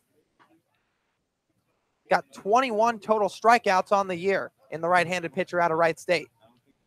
Sits with a 1-1 count, gets his sign, comes back with a breaking ball that swung on and fouled up and out of play along the right side. Remember, fans, thanks to our friends at Rogers and Grace Aaron, you can keep that foul ball. So Randolph, who sports the number 15 on his back, sits with a count at 1-2. Davis Wenzel playing back and hugging the line a little bit at third. The 1-2 pitch, swinging a ground ball through the left side for a base hit. Rounding first is the hitter in Bardzell. He'll stop there as he picks up his first hit of the night, 11th on the summer, and a leadoff man's aboard for the Bourne Braves in the top of the 5th. The second baseman from Louisville, number 4, Tyler Fitzgerald. So Jeremy Randolph had retired 4 straight batters before that base hit. But Bardzell just got enough of it, poking it through the left side, out of the reach of Wenzel, as well as the backhand of Trella. Tyler Fitzgerald making his 3rd plate appearance. Moving that bat above his head and behind his right shoulder. Swings at a first pitch breaking ball and sends it foul. Well, Tyler Fitzgerald, we've mentioned it a couple of times now. He was named CCBL Player of the Week along with Ryan Pepio of your own Hyannis Harbor Hawks, was the Pitcher of the Week. Fitzgerald, 22 hits on the summer. He takes a ball down low from Randolph. He had 3 multi-hit games in the last week, as well as a 4-hit game just a week ago on June the 26th at Brewster. Randolph fires off the mound, throws over to first, and back safely as the runner in Bardzell. So Fitzgerald, 12 hits in the last 6 contests. Currently sporting a batting average of .319 as he swings and hits a fly ball foul out of play down the right field line. We mentioned this Harbor Hawks order being deadly. Fitzgerald hitting .319, Gabe Holt at .316, Jared Triolo at .308, and then Spencer Brickhouse, who currently leads the Cape Cod League in RBIs, hitting .338. The whole lineup can hit 1 through 9, but that 1 through 4 has been deadly through the first almost half of this summer. Rendoff's next pitch is swung on and missed by the hitter in Fitzgerald for strike 3, his second strikeout of the night. 7 punch outs for Jeremy Randolph, as there's 1 out in the top of the 5th. With a rebound after giving up a leadoff single there with a strikeout, kind of calms the Bourne bats down. Jeremy Randolph just continuing to fan hitters here in this ball game. Through 4 1/3 innings, 7 strikeouts. His first pitch to the hitter in Gabe Holt is swinging a foul back behind home plate.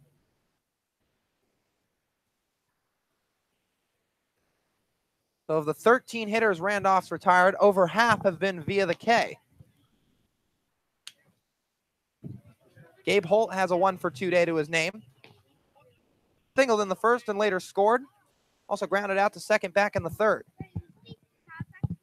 Randolph throws over to first, over to Pedro Pages, but back safely on the dive is the runner in Bardzell.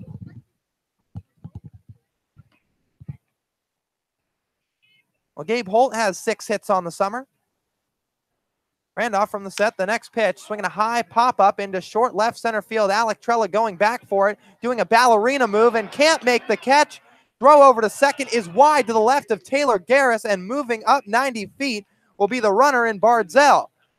So Alec Trella struggling with that low fly ball there, or short fly ball, we should say, as he went back on it, looked to make an over-the-shoulder catch, spun off to his left, then spun off to his right, tried to make a backhanded diving catch, almost did so, hit the tip of his glove and spun right out, got to his feet and tried to make an accurate throw to Garris at second, but couldn't quite do so. Bourne Braves have a runner on first and second, 1 out here in the 5th. They still lead 3-0, and stepping in is Jared Triolo. Randolph checks the runner at second, now fires home, swinging a foul up and out of play. Alec Trella's had a tough go of it defensively over the last couple of days. He made 2 errors back in the Harwich game.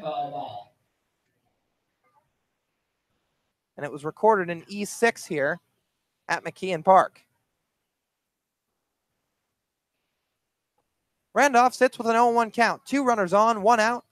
Braves up 3-0. The pitch to the number 3 hitter in Triolo, a ball, throw back to first on a quick back pick from Kyle Wilkie, but back safely is the runner in Holt. A good throw there by Wilkie. Probably could have got him because he was way off the bag. That pitch was called a ball, so 1-1 the count to the Houston product in Jared Triolo. Randolph working from the set. Now fires home, swinging a line drive into left field, dropping in front of Matthew Barefoot for a base hit. Rounding third and heading home is the runner in Bardzell. The throw is cut off, and he slides in safely as the Bourne Braves extend their lead to 4-0 in the top of the 5th on a 1-out single from Jared Triolo. Another time where Randolph's left the pitch right in front of the plate there and just shot it right down the line and left field, be able to score that run. Randolph really has to keep this just 4 runs now. First run Randolph's allowed since the first inning. Triolo got it on the screws, shooting it out to left field. Matthew Barefoot had to move over for his right. Fielded it on a hop, came up throwing, just not quite strong enough to get the runner in Bardzell at the plate. There's still 2 on for the number 4 hitter in Spencer Brickhouse, who swings at the first pitch and sends a high fly ball out to left field. Matthew Barefoot camps under it after moving to his right, makes the grab, and there's 2 away. So Barefoot staying busy out in left field. That one a much more routine play for the Campbell product, as it was a high looping fly ball. Just moved a few feet over to his right, had a good beat on it.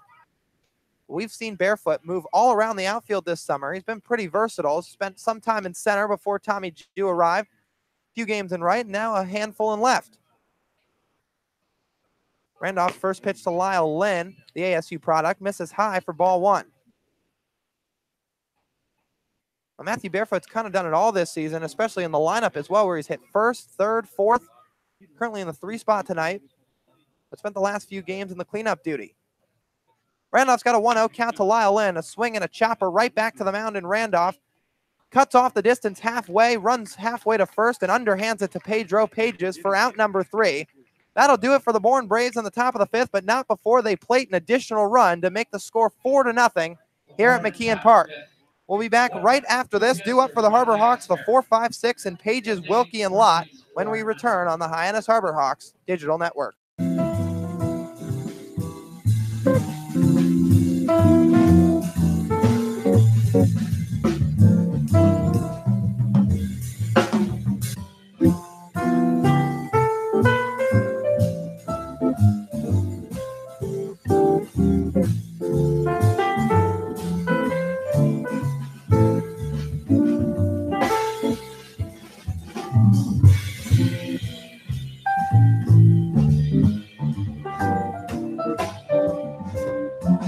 Magic Works Media copyright.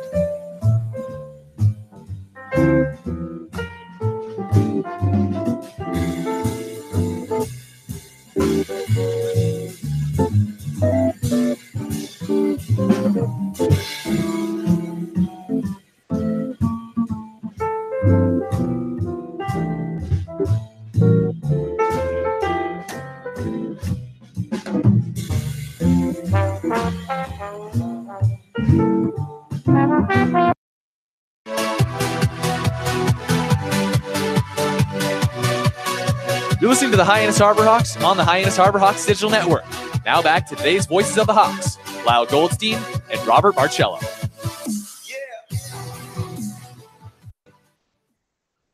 In the bottom of the fifth, Pedro Pages leading it up for the Harbor Hawks. I'm Robert Marcello. Now anchoring the play-by-play while Lyle is the caller. Quick day for you, Lyle. Yeah, absolutely. Like we just talked about at the break, less than an hour. Vander Wide back on the mound for the Braves. Pedro Pages, as I said, is up to lead off in the bottom of the fifth. Harbor Hawks currently down 3-0. I apologize, 4-0. That is a ground ball to the first baseman. Steps on to first for the first out. That was a quick play by Brickhouse being able to step on the bag in time. The Pages didn't hit one too hard. It was a squiggling ground ball. Took first baseman in Brickhouse maybe a step over to his right, but no trouble making the play at first. As Trey Vanderwide, man, does he just continue to cruise through the order. He still hasn't allowed a hit through 4 1/3 innings. Kyle Wilkie now up, as Lyle said. The Harbor Hawks yet to have a hit here today. They're really trying to get going. First pitch of the bat is in for a ball. Didn't catch the inner half of the plate.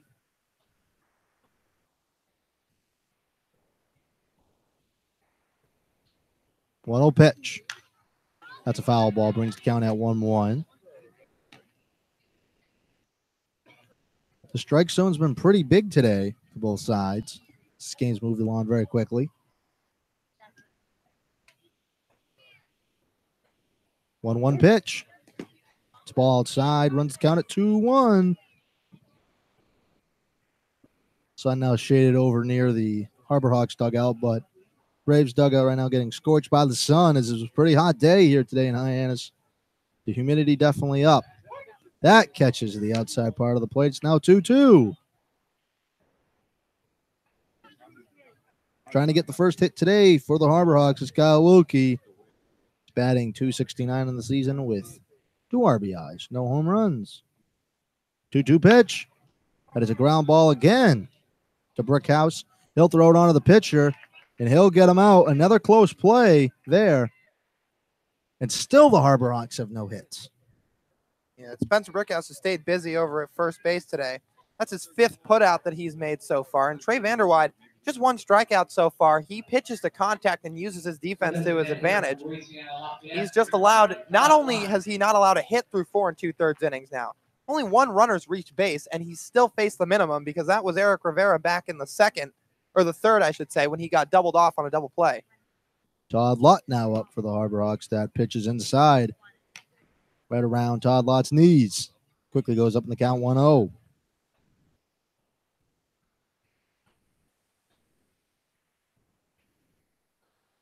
Pitch. That is a laser down the line, and that will be the Harbor Hawks' first hit on the day.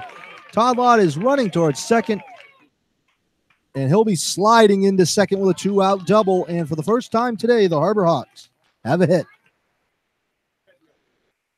And Lott staying aggressive against Vanderwide in that count. He sent a low line drive over the head of the third baseman Triolo into left field. He hit it pretty hard, and it took the left fielder and Horwitz a while to go and recover the ball. So Lott taking a good wide turn at first and slid into second safely with no play.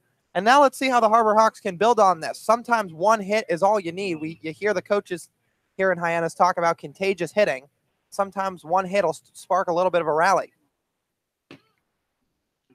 First pitch into Alec Trello will be called for a ball.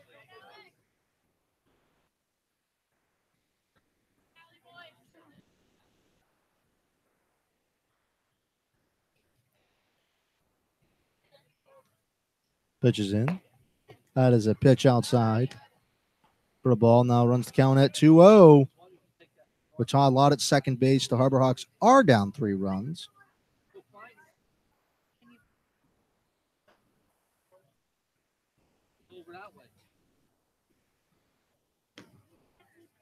Pitches in from Trella, grounds it to the shortstop. He takes it on the hop, throws it on to first, and gets him out for the third out. The Harbor Hawks do get their first hit of the day, but it does not matter. It is still 3-0 after 5 innings. The Harbor Hawks will be on the defensive, while Bourne will be up in the top of the 6th. We'll be right back here on the Hyannis Harbor Hawks Digital Network.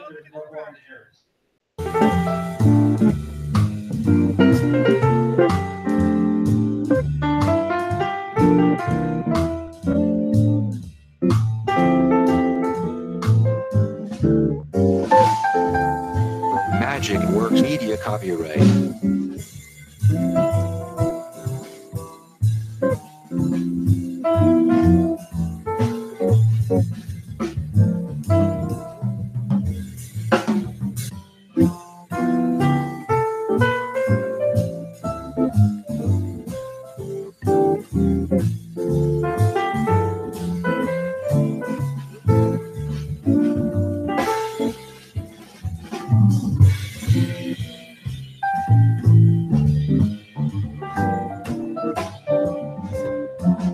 Magic Works Media copyright.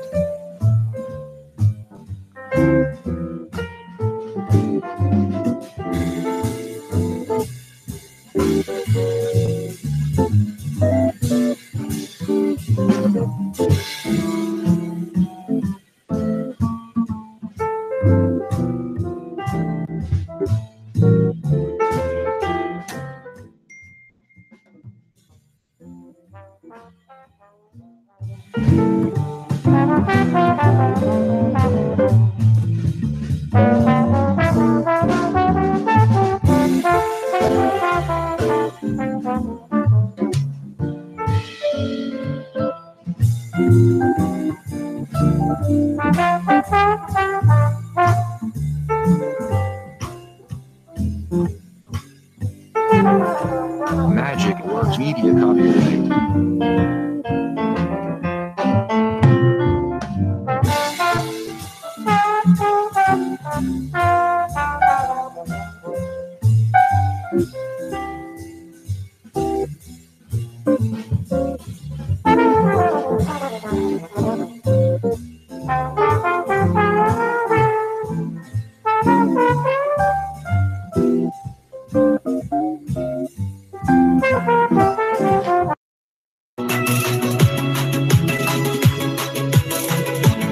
Back to Chad Gaspin making all the right moves on the Hyannis Harbor Hawks Digital Network.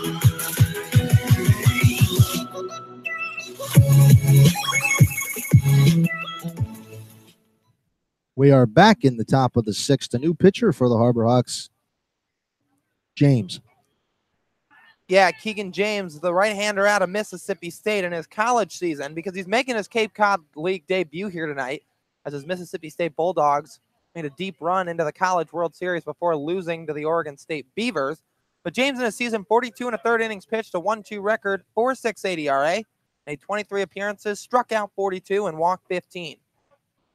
Horwitz now up for the Braves to start things here on the top of the 6th. Pitch in for James. In first strike. Start out his Cape Cod League debut. Keegan James.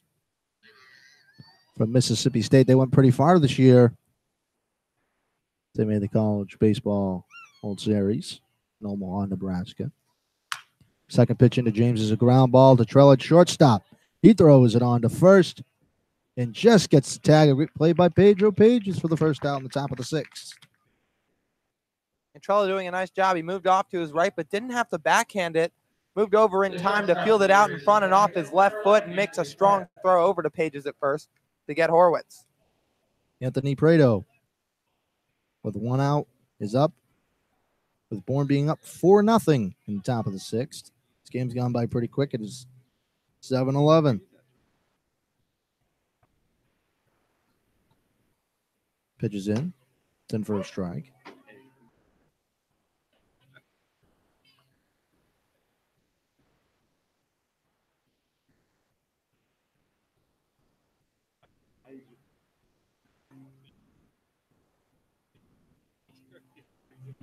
Pitches in. That's a ball. With 1 out. You're in the top of the 6th.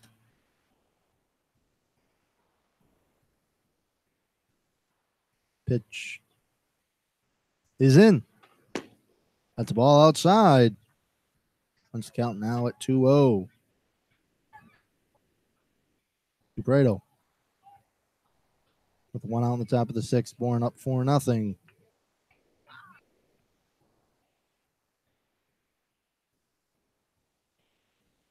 Oh, pitch. That is a laser that gets past second baseman into the gap. That could be 2. Throws in. Not in time. He is out. A great throw by the right fielder. Gets out there. Tommy Jew and Eric Rivera. Great teamwork there. And a great tag for the second out here in the top of the 6th. And Keegan James catching a break there. Anthony Prado trying to get a little bit greedy and take 2, but a great relay in from the right fielder in Rivera down to Alec Trella at second, and a quick tag applied for the second out. Phillips now up to the plate. Pitcher's in. That's for the ball.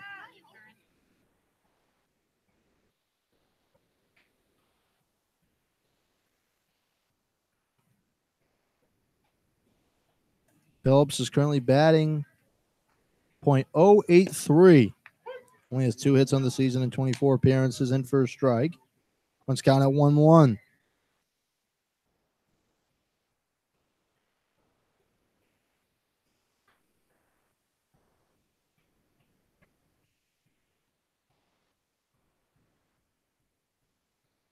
Oh, pitch.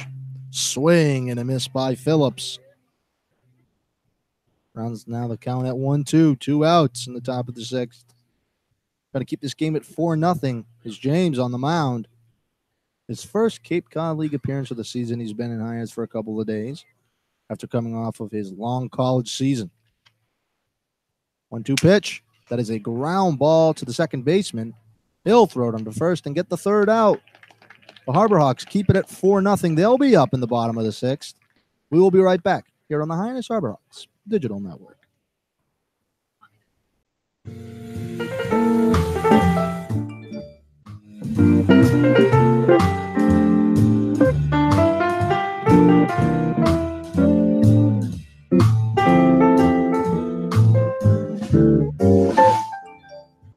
Magic Works Media copyright.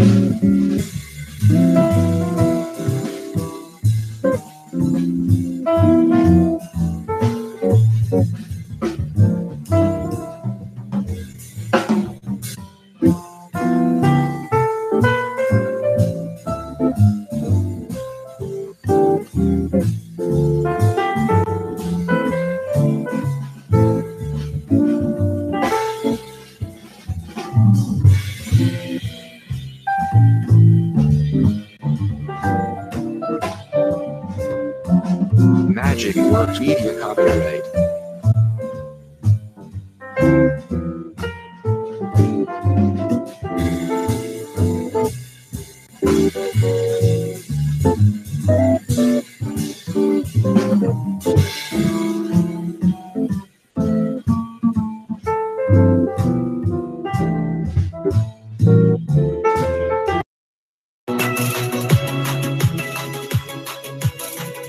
You're listening to the Cape Cod Baseball League on the Hyannis Harbor Hawks Digital Network. Let's get you back to the game.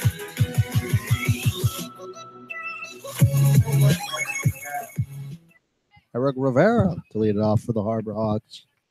In the bottom of the sixth, currently down 4-0.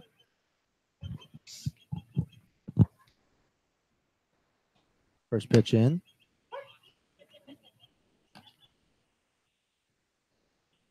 It's in for a strike.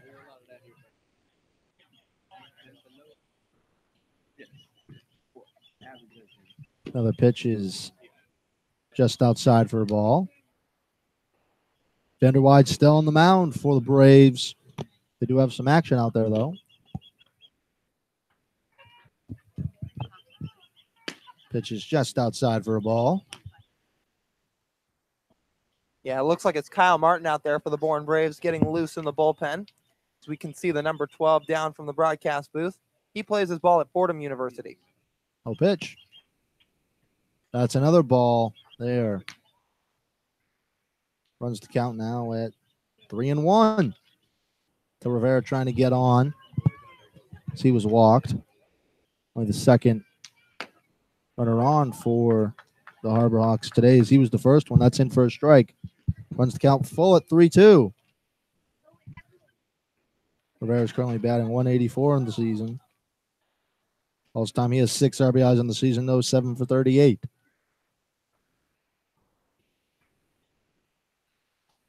Oh, pitch. That is a ground ball that will get past the shortstop, and that will be in for a leadoff single. Quickly throws back into second. Rivera thought about going 2 as they took a sweet old time getting in. And there'll be a runner on first with nobody out in the bottom of the 6th. He took an aggressive turn at first, but just retreated back. And Eric Rivera just continuing to hit. That's 3 straight games where he's made a plate appearance and recorded a hit. He's reached base twice today out of the just 3 base runners for the Harbor Hawks. The other one obviously being the Todd Lott double. Pitches into Garris, in for a strike. Only the second hit for the Harbor Hawks today. Rivera's single.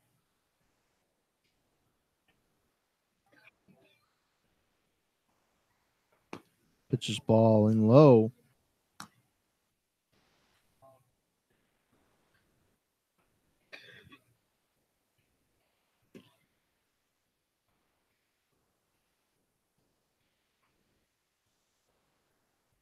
Garris currently batting 200. Goes back to first, he'll be safe. Not even a slide by Rivera.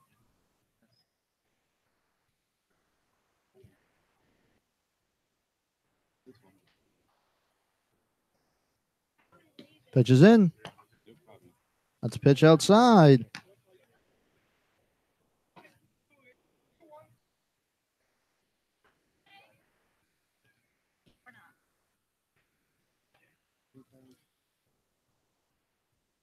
Pitch in.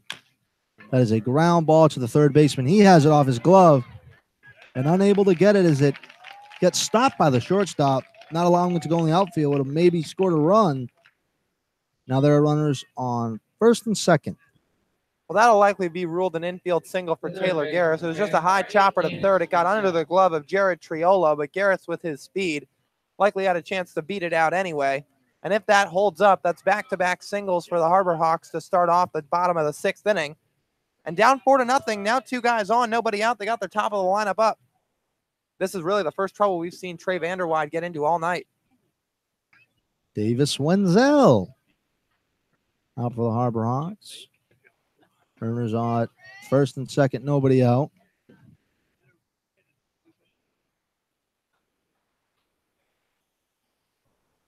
Here's the manager for the Braves coming out. Or maybe the pitching coach. And it will be the manager. That will be the day. For Vanderwide, pitched very well. But now the Harbor Hawks get someone else to face. Because they're down 4-0 trying to get a rally. We're going to let him get warmed up. We'll be right back here on the Hyannis Harbor Hawks Digital Network.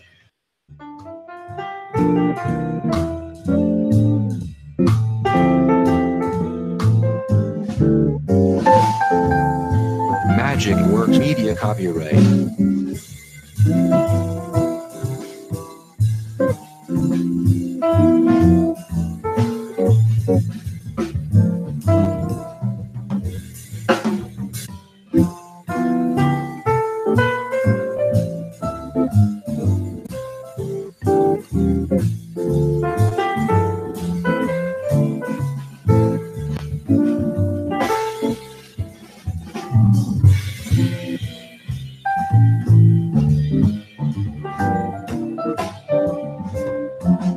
Magic Works Media copyright.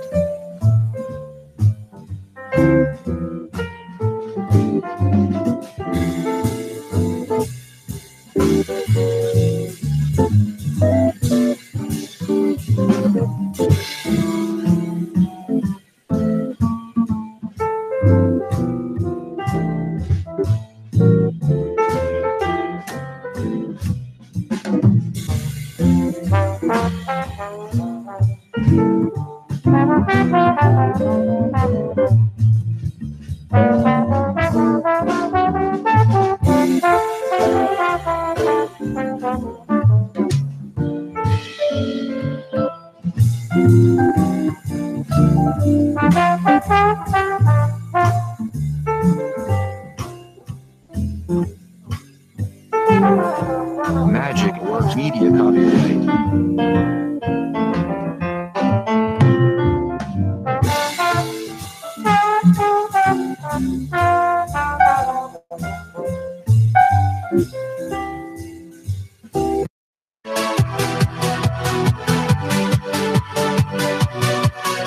You're listening to the Hyannis Harbor Hawks on the Hyannis Harbor Hawks Digital Network. Now back to today's Voices of the Hawks, Lyle Goldstein and Robert Marcello. Welcome back. You're in the bottom of the sixth. New pitcher for the Braves, Kyle Martin. Yeah, Kyle Martin, the right-hander out of Fordham University, 0-2, 5.91 ERA on the summer and 8 2/3 innings. Struck out 13. Wenzel up that first pitch just outside. Nobody out here on the bottom of the sixth. Runners at first and second.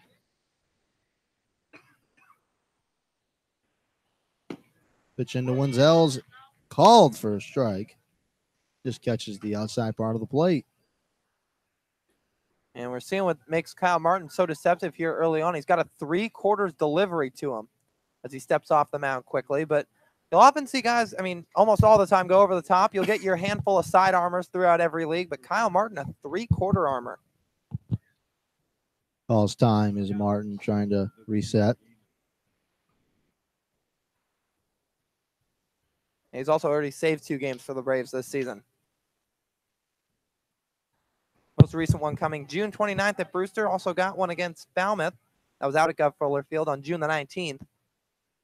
But Kyle Martin, he's only had, this is his 6th appearance on the summer. He's only had 2 appearances where he's let up runs, but both of them were multi-run outings. Gave up 3 against the Anglers and 2 on opening night against the Whitey Red Sox.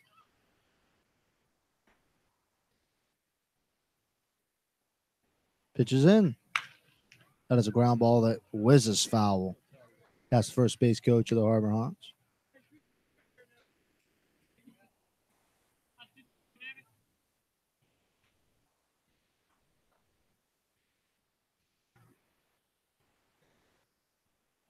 Stays at the count at 1-2. Pitches in. That is a line drive that will get down. That's right fielder, and he misplays it. That's going to score 1. Potentially could score 2. Wenzel sliding into third. And a triple for Wenzel that will probably be scored. That's probably a single and an error on the right fielder. Scores 2 runs, and it's now 4-2 Bourne. Yeah, I think that's almost definitely a single and an E9 as the right fielder in Barzell got right under his legs and rolled almost all the way to the wall, sat at the warning track. But Davis Wenzel realized it right away, turned on the burners early on, and finds himself sliding into third. 2-run score for the Harbor Hawks, and they're right back in this thing. Nobody out, a man on third, 4-2 ball game. Tommy Jew now up for the Harbor Hawks. His first pitch is sent foul into the Bourne Braves bullpen. The right fielder unable to get it. Something we've noticed here about Tommy Jew so far in his Cape Cod League summer is he likes to be aggressive early in counts, as often a first pitch fastball will be the best thing you see, and he likes to hunt after it early.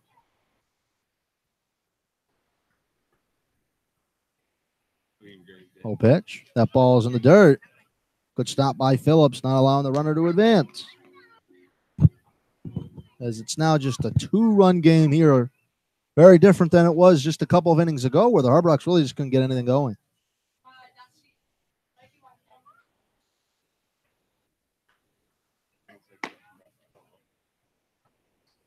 Pitch in for a ball. And with the infield playing back now for the Bourne Braves, both the second baseman Fitzgerald, first baseman Brickhouse back behind their respective bags. A ground ball to the right side would do it for Tommy Jew to play an additional run. Pitch into Tommy Jew's strike call. Just catches the outside part of the play. Tommy Jew's knees buckling a little bit. He probably didn't like that call. Yeah, and he's just looking to do a job here. Of course, your ideal situation is to pick up a base hit, but a sacrifice fly or a ground ball to the right side would do it just fine. Oh, pitch. That is a laser that just goes foul. Tommy Jew with a good piece. Almost hits Davis Wenzel.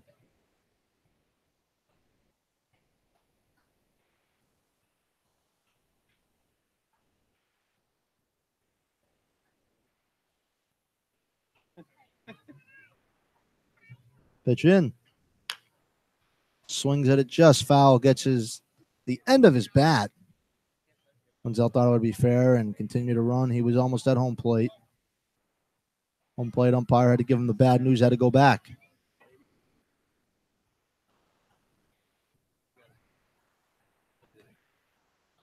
Sun's starting to go down here at McKeon Park.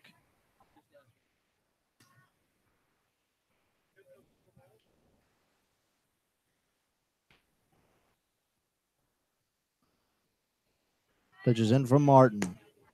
That is another ball in the dirt. Good stop by Phillips. Because the Braves are trying to keep it at 4-2, and the Hyannis Harbor Hawks are trying to keep us to trying to get it to a 1-run game, trying to get this RBI. Runs the count full at 3-2.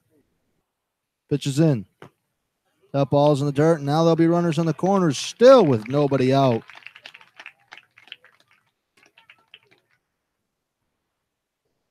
Well, Tommy Jew staying really disciplined in that at bat. The right-hander and Martin tried to give him a healthy dose of breaking stuff low and off the plate, but he couldn't get Tommy to bite on any of it. Staying to his approach, looking for that fastball in up over the plate. He didn't get it, so he left everything down in the dirt. And he draws a walk here. Now 2 men on and 1 out. We've seen Jew with a pretty disciplined plate approach so far in this summer. Not a guy that likes to chase after a lot of stuff. Not a guy that tries to go for all or nothing, just stays to his approach.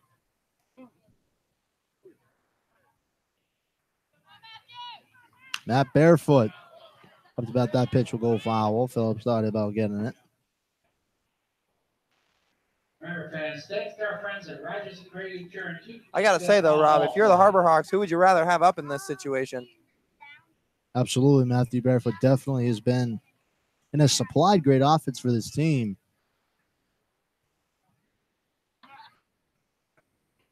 So far this year. Pitches in from Martin. That pitch just up for a ball.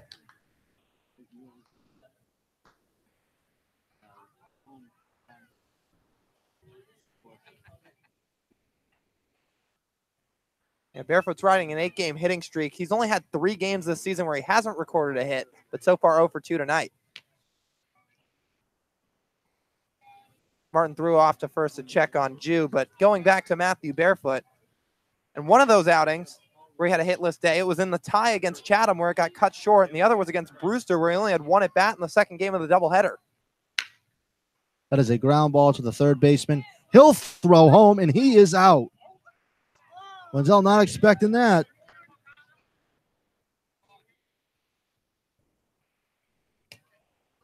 Yeah, and Chad Gassman having a couple of words with Wenzel as he heads back to the dugout. Probably not your ideal base running decision by Wenzel. Of course, it could have been planned by Chad Gassman to just go on a ball read, but Wenzel on a ground ball to the left side deciding to take off. A pretty easy throw home for Jared Triolo to make it 2 outs. And we're going to get a pinch hitter in Brady Lindsley for Pedro Pages. Pitch hitting for the Harbor Hawks from the University of Oklahoma, number 30, Brady Lidsley. Winsley thought he was going to get the day off today, but he's now batting.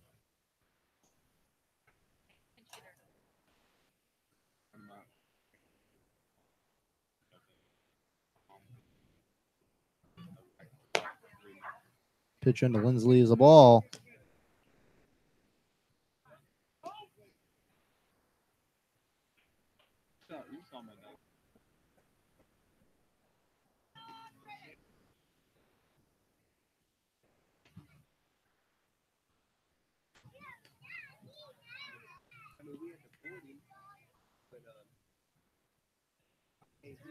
Pitch into Martin. That is a pitch just inside for a ball.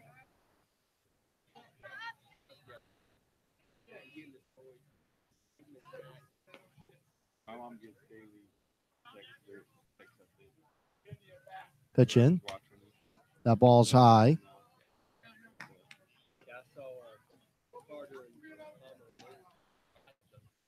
Winsley's batting .206 on the season, 5 RBIs. Plays for the Sooners of Oklahoma. 3-0 pitch. That's ball 4, and the bases will be loaded with 1 out. For Kyle Wilkie. Down just 2 runs. And Wilkie, another guy who's been struggling a little bit as of late. His average is down to 250 as we speak with an 0 for 2 day today. But we know this is a kid who can swing the bat, to say the least. 324 average at Clemson, 3rd team All-ACC honoree. It's second on the Clemson Ball Club in hits this season.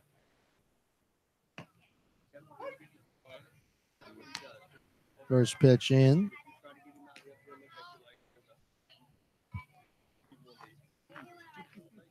For a strike. Bases loaded, 1 out. In the bottom of the 6th. That first pitch is in for a fly ball that will get down. And a run will score.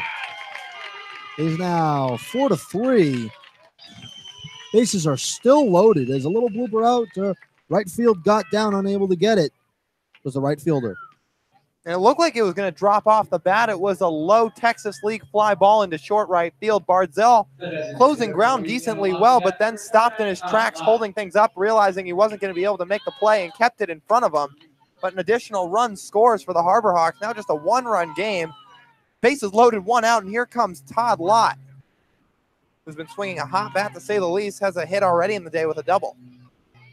Definitely in a big spot. Pitches into Lott, just catches the outside part of the plate in first strike. And really after the first 5 innings of the Harbor Hawks really not being able to get anything going with a major bottom of the 6th.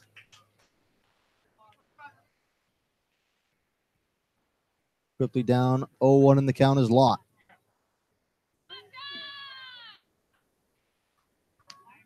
The first baseman for Bourne playing in.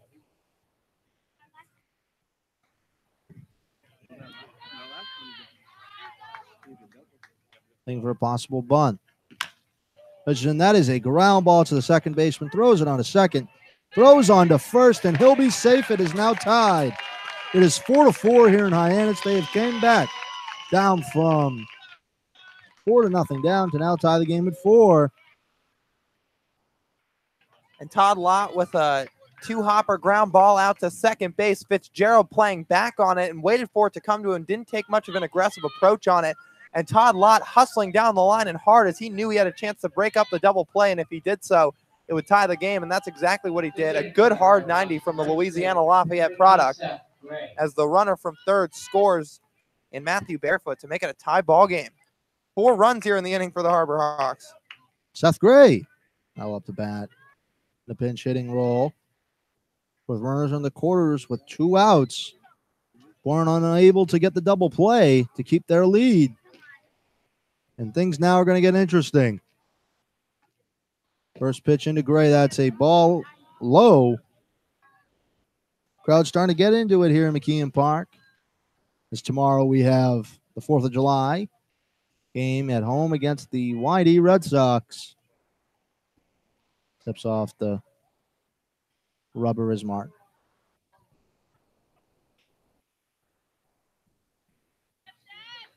Pitch is in. That's a pitch inside. And Seth Gray coming in to pinch hit for Alec Trella, whose night's now done. So more likely than not, the defensive changes will be you'll see Wenzel move over to short and Seth Gray take over at third. Pitch is in. That is a ground ball to the second baseman. He has it. He'll throw it on to first, and it's kept at 4-4, but the Harbor Hawks, it will come back and score 4 runs in this inning. We'll be back here for the top of the 7th here on the Hyannis Harbor Hawks Digital Network.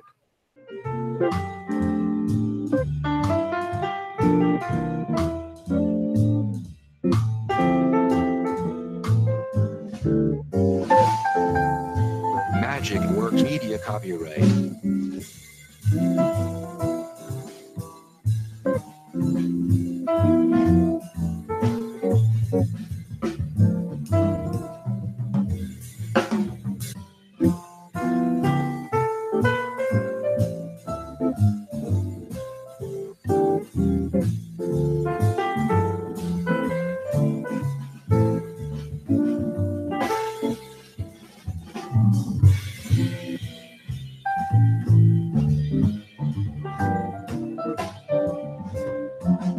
Magic Works Media copyright.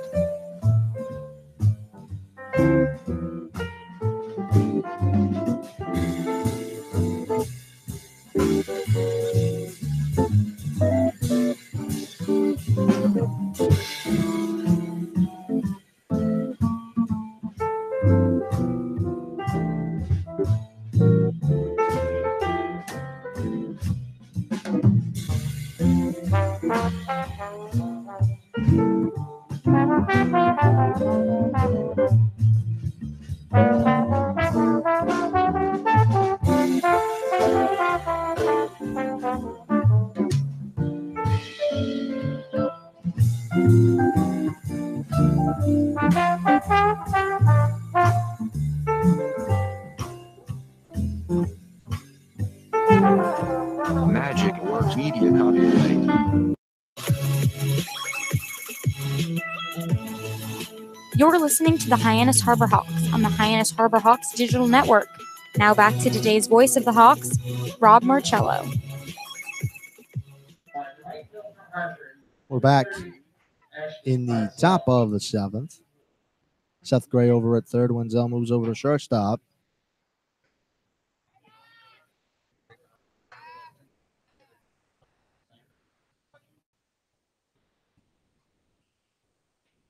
Keegan James still on the mound for the Harbor Hawks.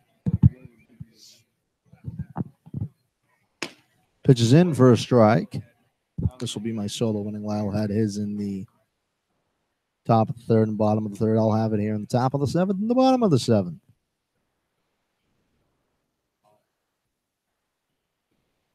Pitch in. Ball just outside.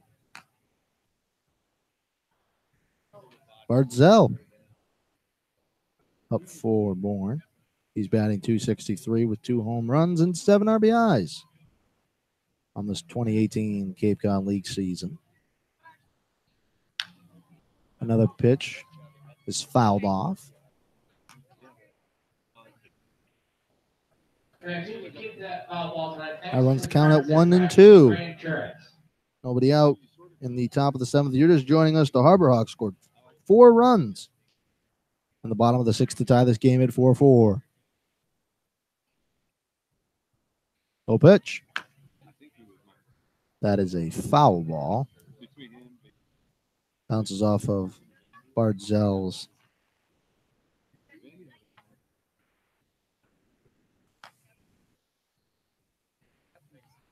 leg. But he'll be all right.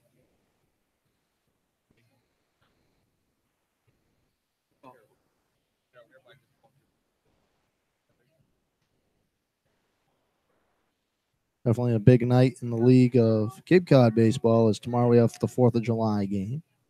As I mentioned, that pitch is just outside, runs the count at 2-2.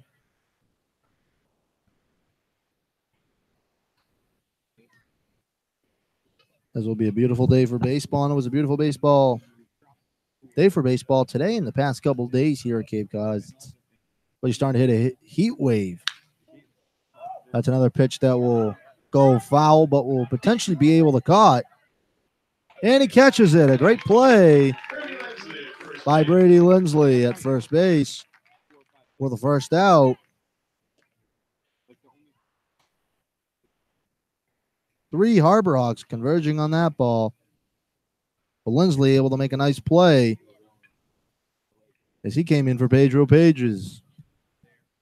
The first out here in the top of the 7th. Fitzgerald. Now up for the Bourne Braves.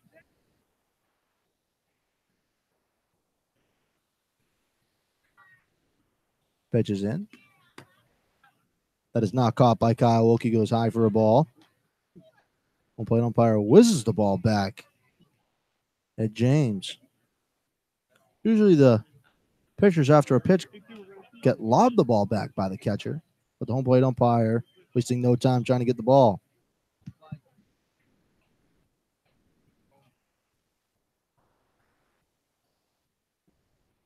Harbor Hawks, as Lyle mentioned, the top of the game here wearing their home whites, while Bourne wearing their road navy blues. Pitches in for a strike to Fitzgerald. And the count's at 1-1. Keegan James trying to shut it down here in the 7th, trying to quickly get his team back up to try to take the lead. He's going to try to get the win. And after a bad first inning. Another pitch inside.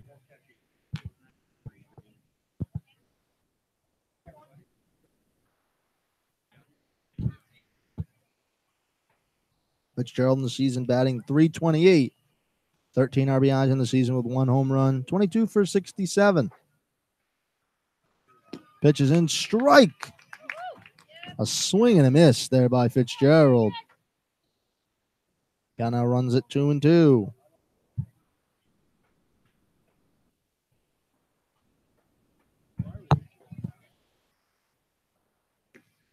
Game now is kind of stopped for a little while as we were moving along quite quickly. 2-2 pitch. Another ball in the dirt, runs count at full. 3-2. With 1 out in the top of the 7th.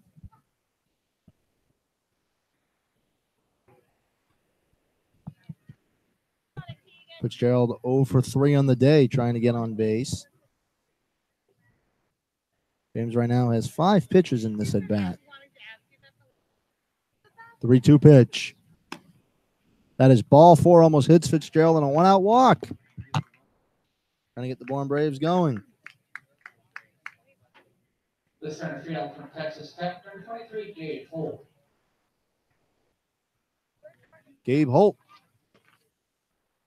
Center fielder for the Harbor Hawks, Chad Gassman. Going out to speak to the pitcher. That's going to be the day for James.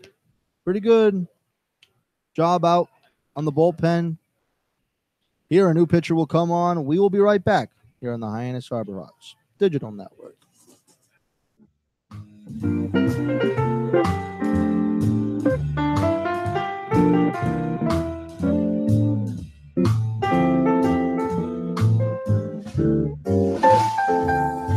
Magic Works Media copyright.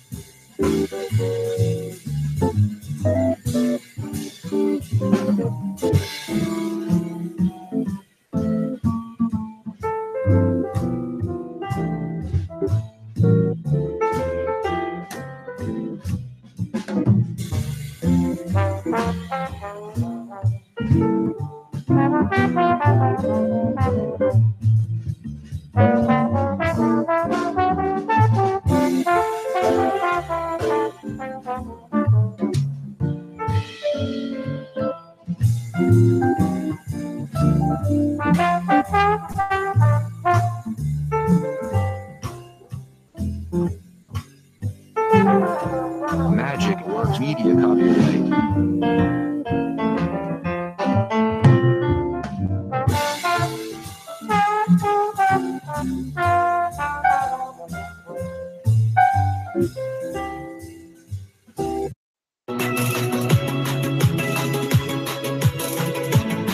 to Chad Gaspin making all the right moves on the Hyannis Harbor Hawks digital network.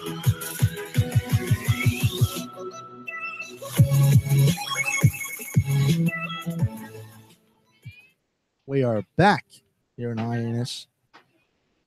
Egan James pitched 1 1/3 innings, put up 1 hit and 1 ball. Base on balls. Faced 5 batters. Now on the mound is Adam Elliott. First pitch into Holt is in for a strike. Elliott with a 0.93 ERA in 9 2/3 innings with 8 strikeouts on the year. Holt, as I said, bats .294. No home runs, no RBIs. But is 5 for 17. Not the everyday guy for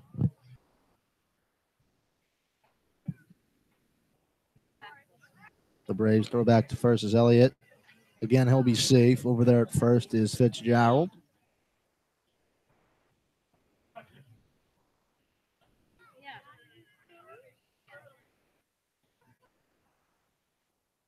And on first, 1 out. Pitches right down the heart of the plate for a strike.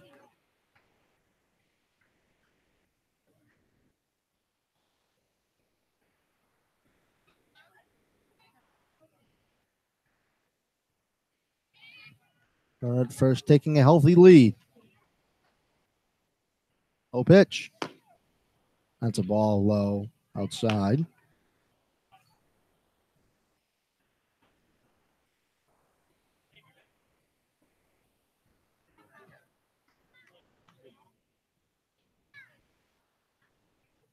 Runner at first, still taking his lead.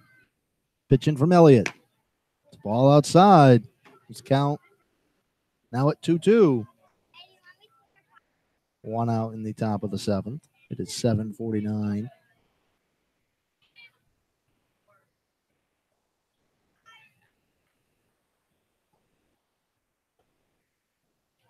Pitch from Elliott. He'll throw back to first, though. Still be safe.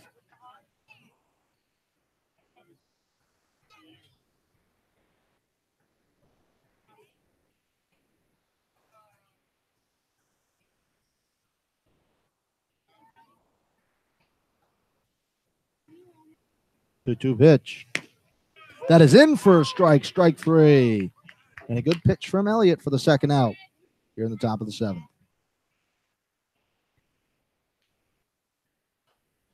The third baseman reducing number 31, Jared Triola. Jared Triola. Now up for the Braves, 2 outs. A man still on first. Score's tied 4-4 here at McKeon Park.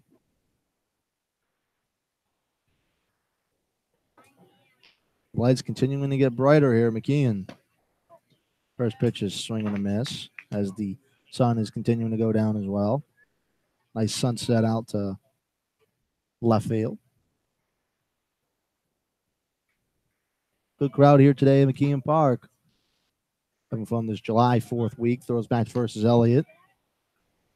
Be safe at first is Fitzgerald.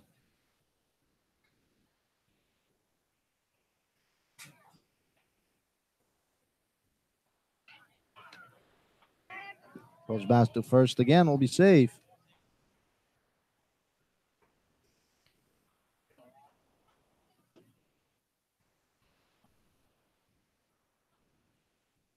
Pitches in.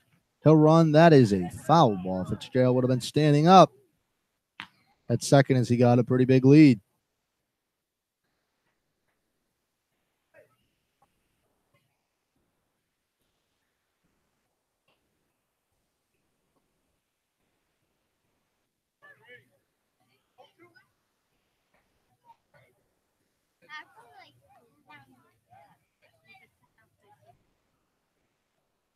Pitch from Elliott. That is another foul ball. Backstop.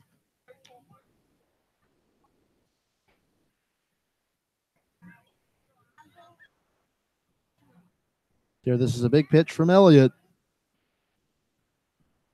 trying to get out of this. Game's still tied at 4-4. Is James pitched pretty good out of the pen today? Pitch from Elliott. That is a laser that gets past the third baseman and the shortstop. And that'll be runners at first and second with 2 out in the top of the 7th.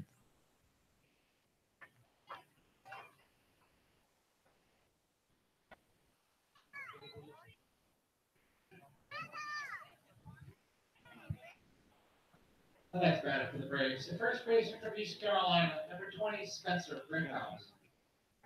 Spencer Brickhouse.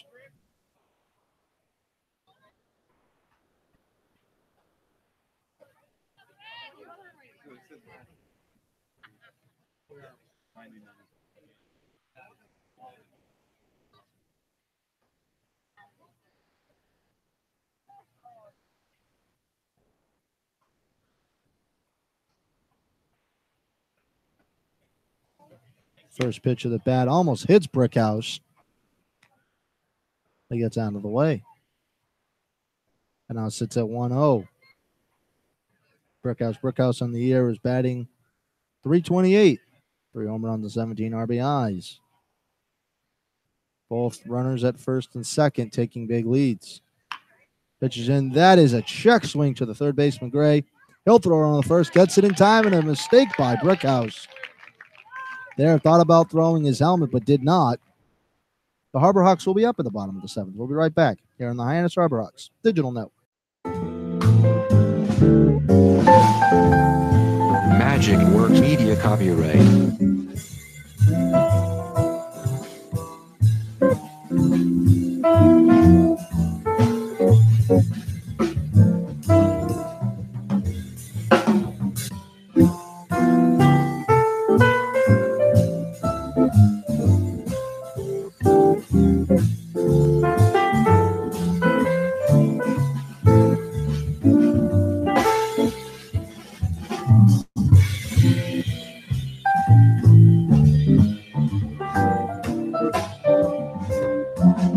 Magic Works Media copyright.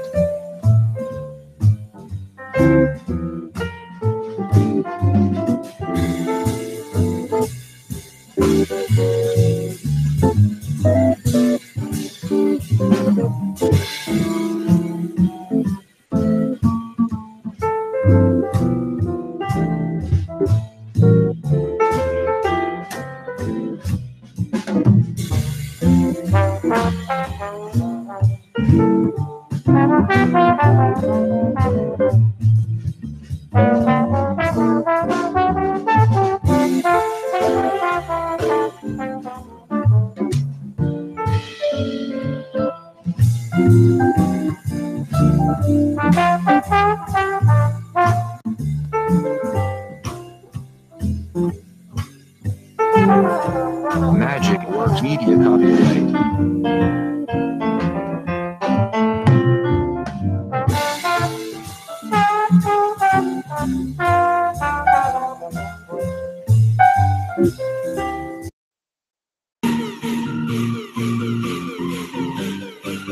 Hope you had a nice stretch. Now let's get to the bottom of the 7th inning on the Hyannis Harbor Hawks Digital Network.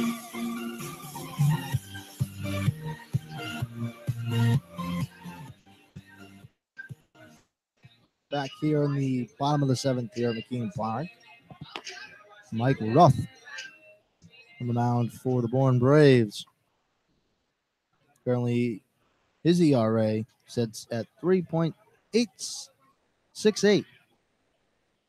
Goes to Florida Atlantic. Leading off the 7th inning for the Harbor Hawks, the right fielder from Florida Atlantic, number 1, Eric Rivera.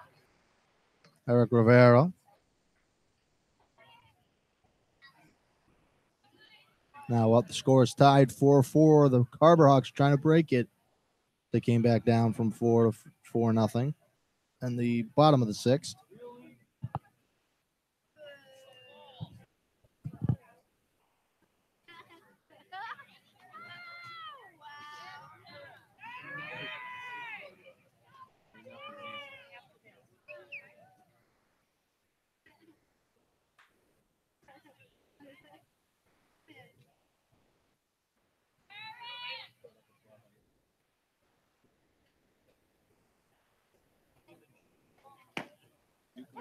Pitch in for a strike. Runs count at 1-1 to Rivera.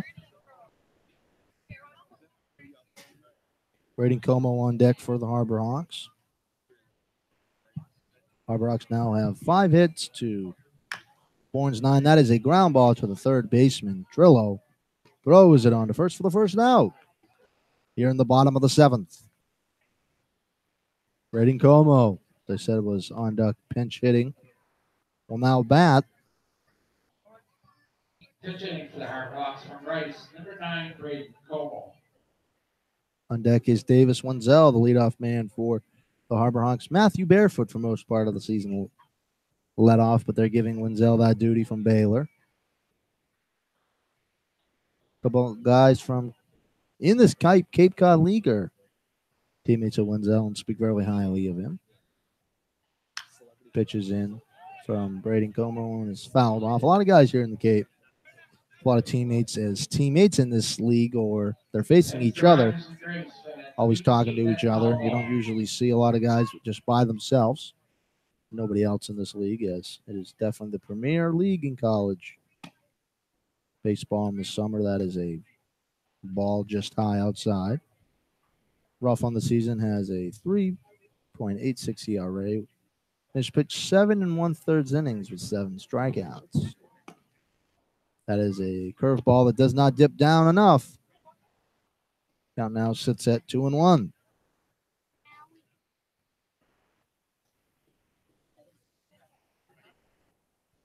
And that is a laser that will get past the shortstop, and a leadoff single for Braden Como. Now has Davis Wenzel up.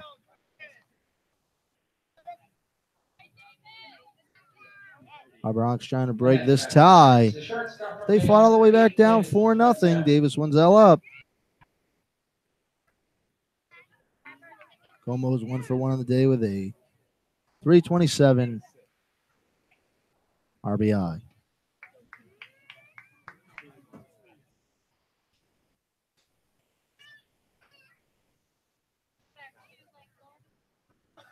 Pitches in. That is swing and a miss from Wenzel.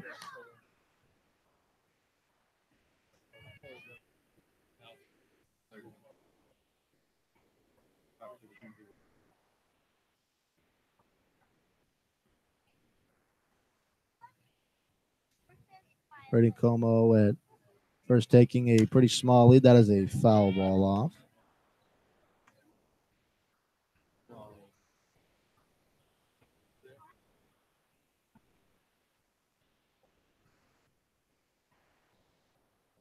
Count sitting at 0-2 for Wenzel. Trying to move that guy over. Trying to get on himself. 0-2 pitch. That is a laser. Gets out to right field, but the right fielder will be on to get it for the first out. Well, the second out here in the bottom of the 7th.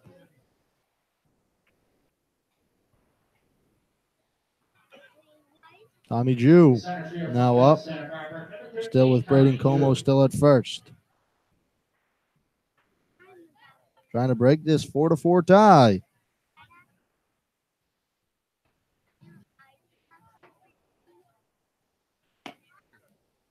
First pitch is in for a ball. Count now sits at 1-0.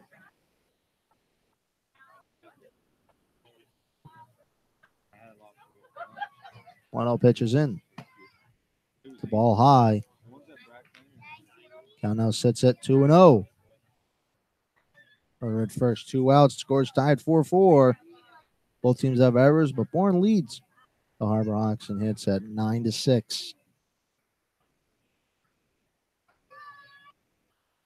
Pitch is in. That is a high fly ball. Will just get out of the infield. Shortstop coming on to catch it, and he will. The Harbor Hawks unable to score to try to break this tie at 4-4. We're going to go to the top of the 8th. We'll be right back here on the Hyannis Harbor Hawks Digital Network.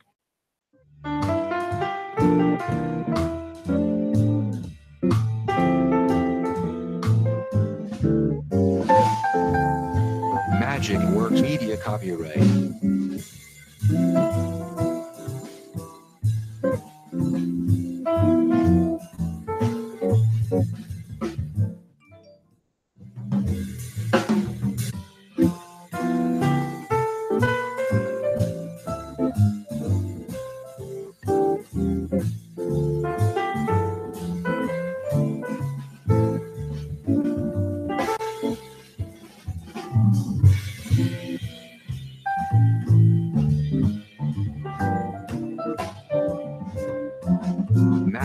Works Media copyright.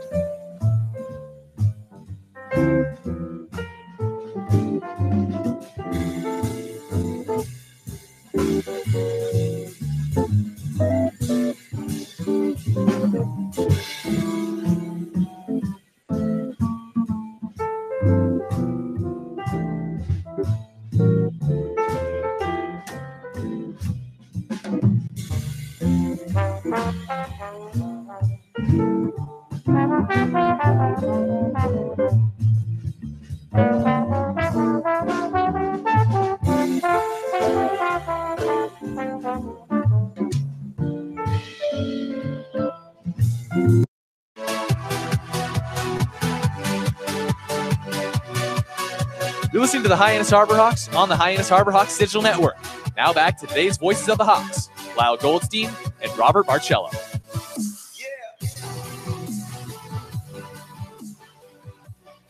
We are back here on the top of the 8th. Lyle Goldstein joining me back here in the coverage. Lyle, you had a long break. I did. I mean, how about this, Rob? It's been what? You've been on the play-by-play for what, 2 innings now, and it's already been an hour? My 4.5 innings took an hour, less than an hour in total. I hope you're having fun getting all the action. I definitely am. It was definitely exciting. You were here in the bottom of the 6th when we had the big come from behind to tie the game at 4-4. Adam Elliott back on the mound for the Harbor Hawks. Lyle Lynn up for the Braves to lead it off here in the top of the 8th. That is a laser that will get into the gap and will get down. Lynn running into second, and that'll be a leadoff double as Lynn is not even sliding into second, and the Braves are trying to break this 4-4 tie. That's Lyle Lynn's second hit of the night. I can tell you, I've seen that one too many times. Lyle Lynn just staying with that pitch from Adam Elliott and drilling it the other way out into deep right center field. Easily cruised into second base with a double. And here come the Bourne Braves here. They haven't scored since the 5th inning, but threatening early on here in the top of the 8th.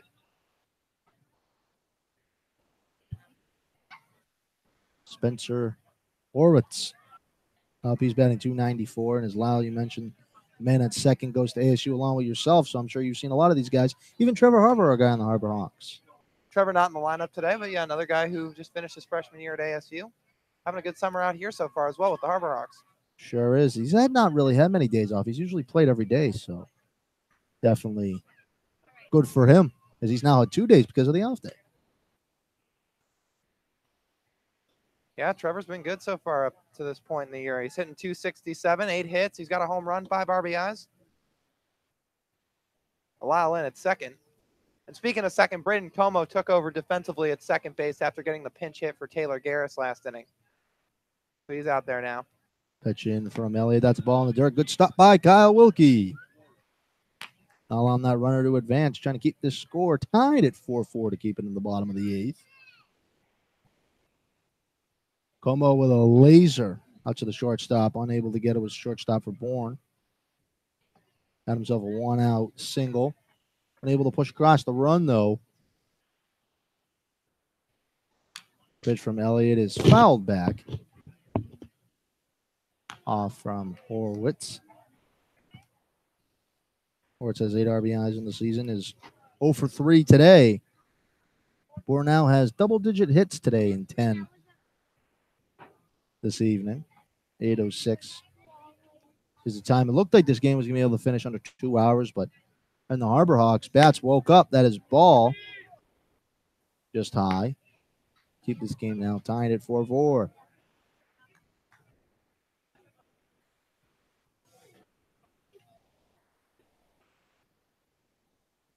Davis Wenzel is the only infielder today that stayed in the game. As Pages, Garris, and Trella were in defensively, and that will get down from the right fielder. And there'll be runners at the corners with nobody out here in the top of the 8th. Elliott leaving a pitch out in the plate. Back-to-back hits now for the Bourne Braves. Spencer Horwitz just staying right on that one, drilling it out into right field. Good heads-up play by Eric Rivera. He fielded it on a hop and made a strong throw into the cutoff man and Brady Lindsley to keep the runner and Lyle Lynn at third base.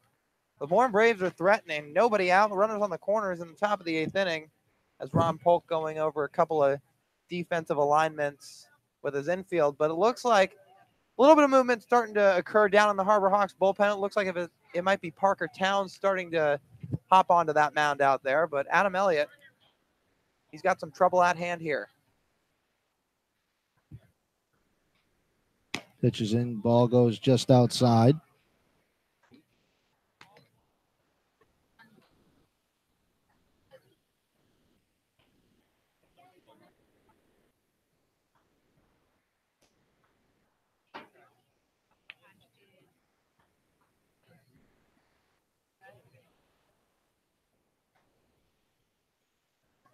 Kyle Wilkie had a quick meeting with Elliott at the mound, now retreats back.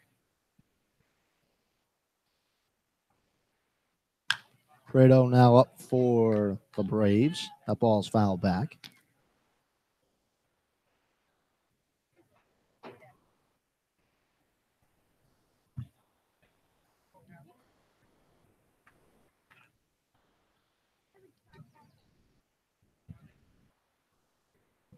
Another pitch in. That is a swing and a miss at a ball in the dirt, but it's fouled off. Right back to Kyle Wilkie's leg, but it's protected by his catcher's gear.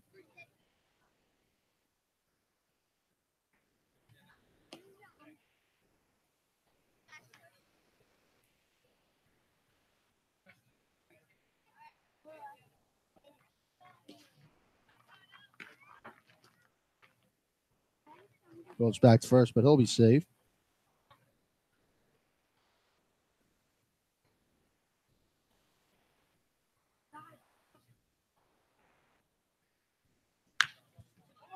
That is a fly ball that will not get past Davis Wenzel, and he'll catch it for the second out. A big out. Trying to keep that run from scoring, and that is the first out. In that situation, that might even be better than a double play. We're here late in the ball game in the top of the 8th inning. It's a tie game. Runners on the corners. A double play on that scores the runner from third and Lyle Lynn, but a pop-up on the infield keeps all the runners put. Now Elliott records his first out of the inning. And now the double play ball is in hand with no cause for harm, as it would potentially end the inning. Ron Polk walking to the mound to have a quick meeting with his infield along with Adam Elliott.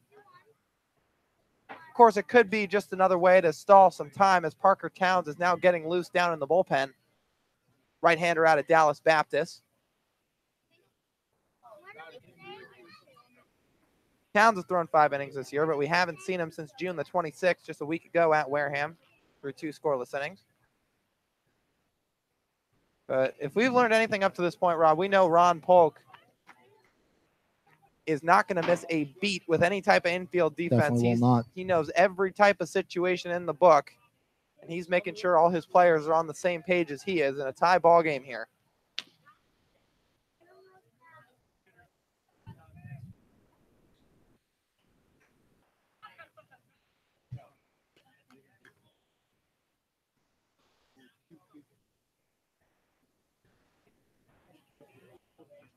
Pitching for Bourne.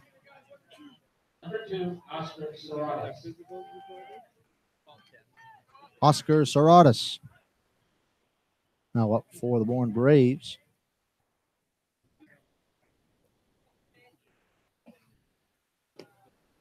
Ball in the dirt.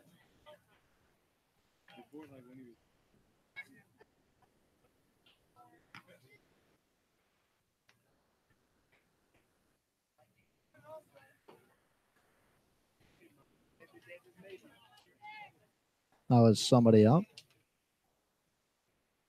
Pitches in. Checks the home plate umpire, and he went for a strike.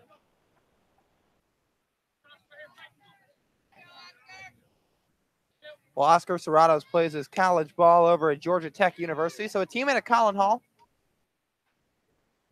Making the pinch hit here for the number 8 hitter and Thaddeus Phillips, the catcher. Throws it in for a strike, just catches the bottom part of the plate.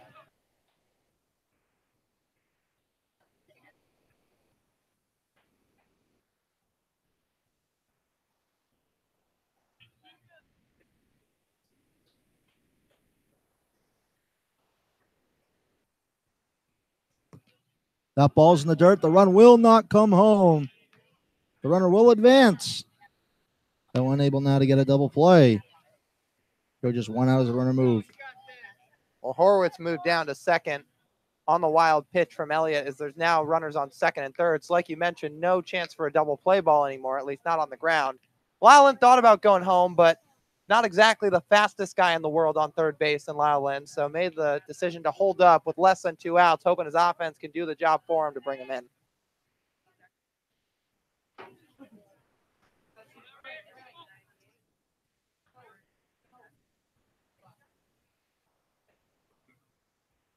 Here now the infield for the Harbor Hawks come in.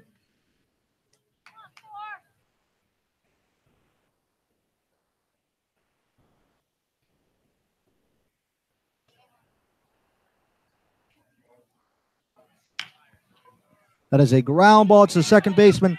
He'll throw home, and he is out. A great play by Braden Como. Now with 2 outs, the score is still tied at 4-4. And Ron Polk there making all the right moves. He went over with his infield defense, brought everybody in. Como had a little bit of a tough play on it. He looked like he fielded it right toward the front of his mitt and then made a throw home to the right of Kyle Wilkie. Had to stretch over into the left-handed side of the batter's box for that one, but quickly sweeped a tag on Lyle Lynn before he could cross home plate or get a hand in by any sorts. And it keeps the ball game tied here on a 4-2 fielder's choice. The infield will now meet in for the Harbor Hawks.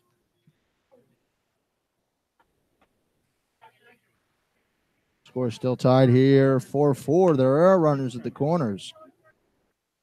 Credit to Como, though, to staying with that one. Often when a ball lands in the heel of your glove, it's often to get it out of your glove and make a tough play on it, but he managed to do it quickly, too, especially with the infield in and the runner and Lynn coming home quickly from third.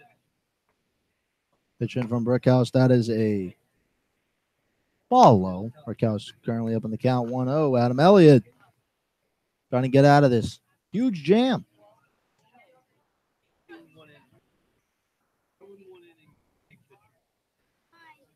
Pitch in.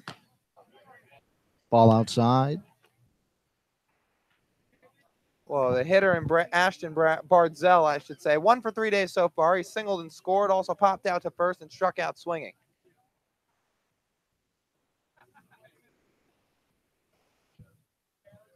Barzell is up. Thank you, Lyle. Ball outside. It looked like number 20, but it is 30. Runners at the corners, 2 outs, score is tied 4-4. Adam Elliott with some big couple pitches coming up. That is ball 4 and a 2-out walk. Now we'll have the bases loaded. And that's one Adam Elliott would probably like to have back. The hitter in Bardzell, as we mentioned, a 1 for 3 days, hitting .268, but the number 9 hitter in the lineup, and Elliott just couldn't dispose of him as he now loads the bases and he's going to face the top of the Bourne Braves order. And the guy that's set due up, we should say, has been the hottest hitter on the Cape as of the last week, therefore garnering his Cape Cod Player of the Week honoree in Tyler Fitzgerald. There'll be a new pitcher coming on. We'll be right back here on the Hyannis Harbor Hawks Digital Network. Magic Works Media copyright.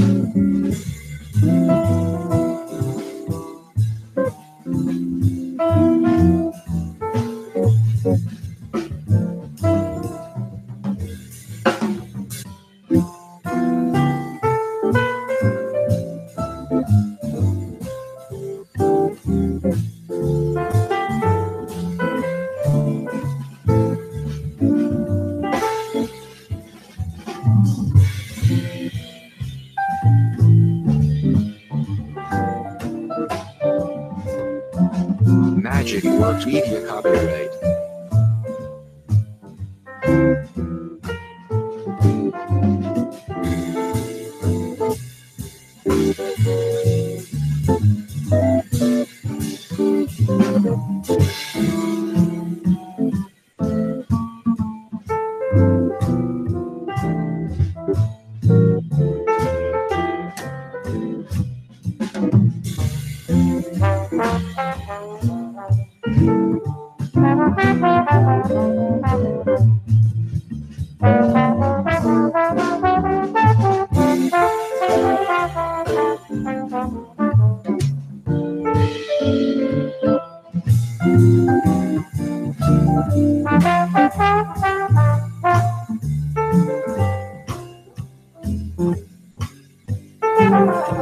Magic Works Media copyright.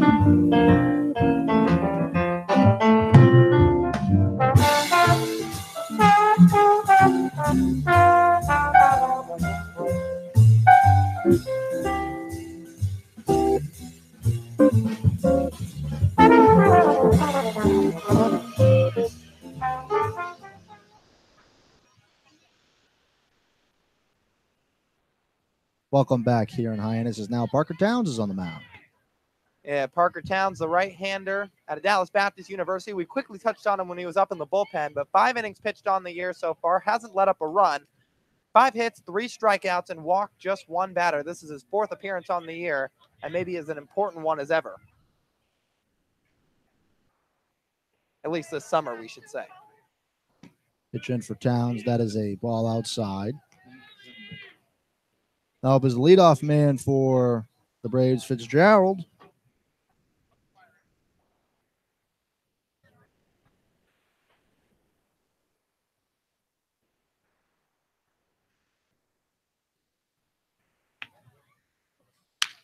That is a laser out to center field. That might get down, but it does not. A great catch by the center fielder, Tommy Jew, to be able to get the Harbor Hawks out of this jam. The score is still tied 4-4. The Harbor Hawks will be up in the bottom of the 8th inning. We'll be right back here on the Hyannis Harbor Hawks Digital Network. Magic Works Media copyright.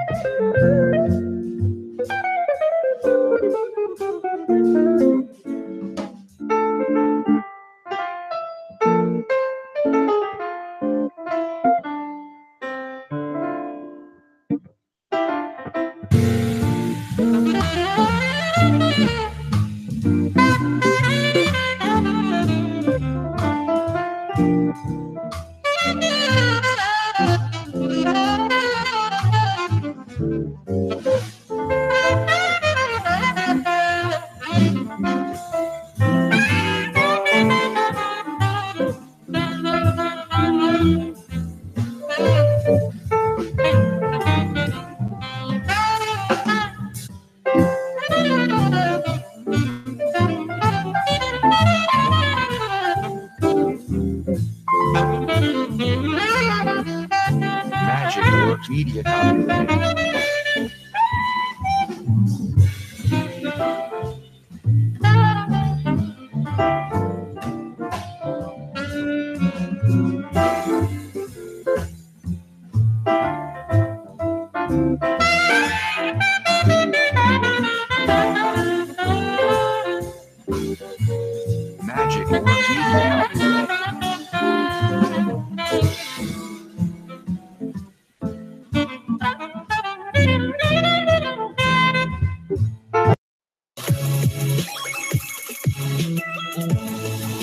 You're listening to the Hyannis Harbor Hawks on the Hyannis Harbor Hawks Digital Network.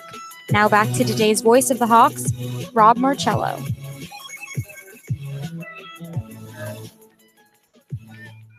Welcome back in the bottom of the 8th.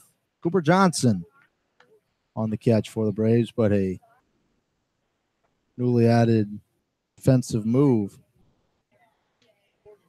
for the Braves as an outfielder has left. A new one will come on. We'll get that subbed for you just for a moment.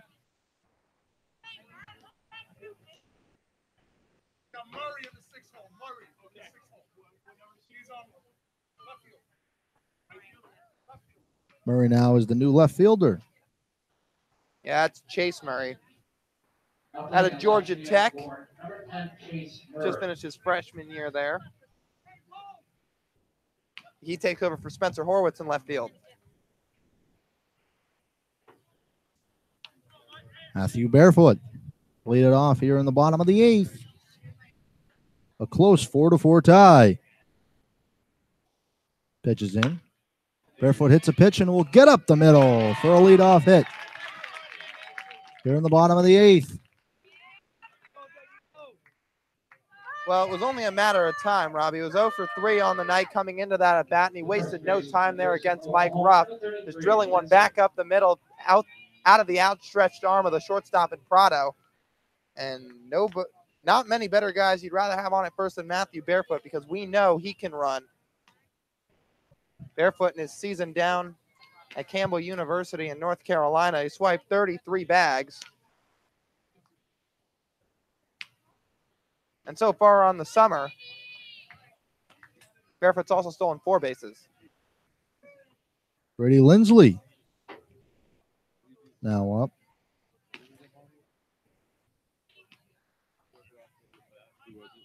Lindsley going on to bunt. He gets it down. A great bunt. He'll throw it on to first for the first out, but that runner does advance. And a great bunt by Brady Lindsley. He was asked to do a job, and he executed to the pinpoint, right down the first base line, just sitting on that lip of the grass. Picked up by the pitcher in rough, and no problem throwing it over to first base. But Matthew Barefoot advancing to second, and almost anything getting to the outfield at this point will score him 2 bags. Going from second to home, he's got some blazing speed in his repertoire. Kyle Wilkie for the Harbor Hawks.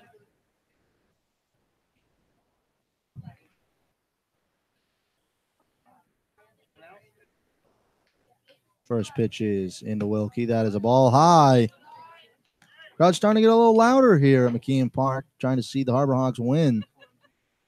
As 2 days ago, the Harbor Hawks had a narrow win. They're at 2-1 in Harwich. And everyone will have to look back at the bottom of the 6th inning where the Harbor Hawks were able to tie this game at 4-4. Bourne thought they had it in the bag.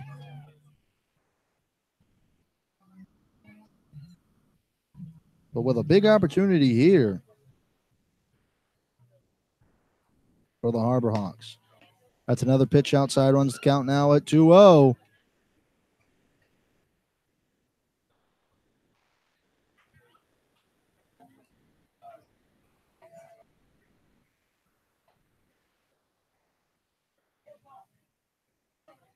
Barefoot taking a small lead over at second.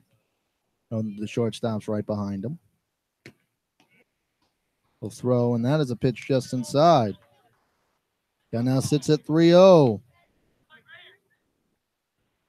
Potentially maybe trying to just put him on to induce a double play ball. There is one out in the bottom of the 8th. Talbot is in the leadoff circle.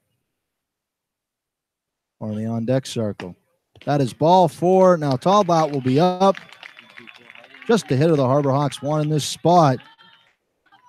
Applying power. And now the catcher and the pitcher will meet at the mound. And so will the whole infield.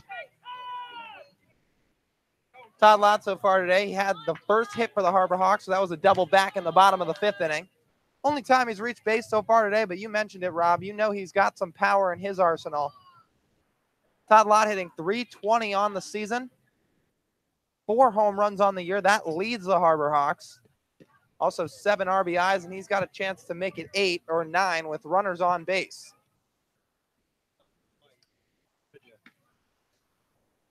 There's some action going down in the Bourne Braves bullpen. That will do the day for the pitcher. For the Braves, a new one will come on in relief. We will be right back here on the Hyannis Harbor Hawks Digital Network.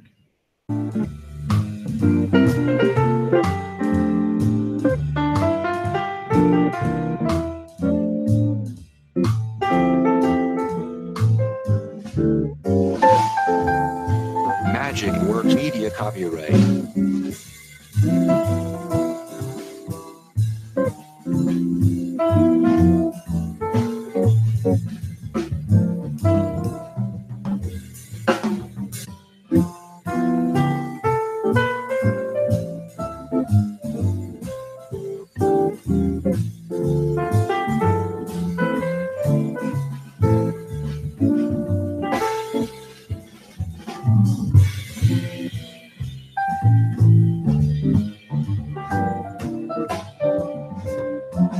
Magic Works Media copyright.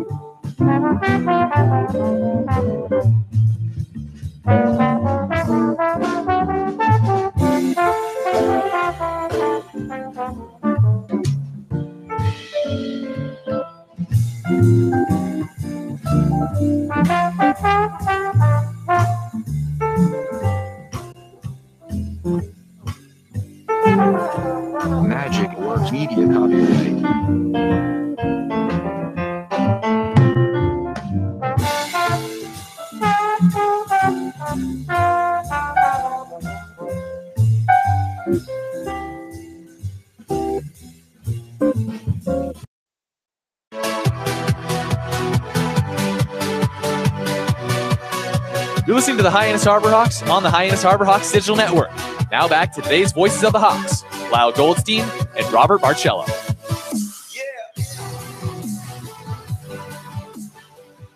We are back. A new pitcher on for the Bourne Braves, Nick Morial.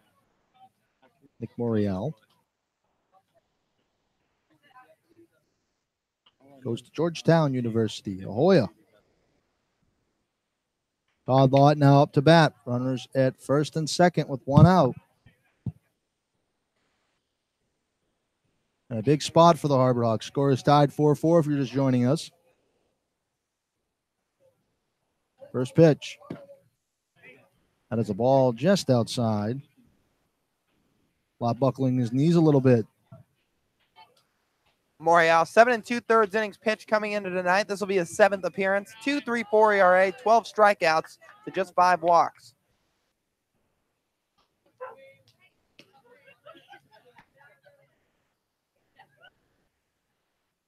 Both guys on bases is taking a healthy lead.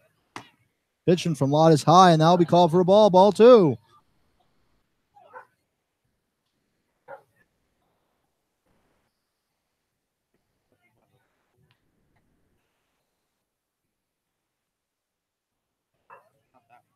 Lott shaking his bat at home plate. Trying to come up big for the Harbor Hawks.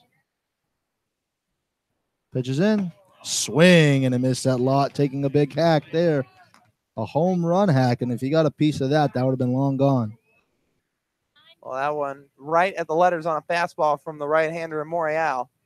I liked what he saw, just came up empty. Of course, we know Lott has the power, but a single will put him in the lead here in the bottom of the 8th with Dylan Thomas getting loose in the bullpen. Pitches in. That is a strike. Just catches the outside part of the plate. And the umpiring here tonight has probably been the best of the season. Very consistent.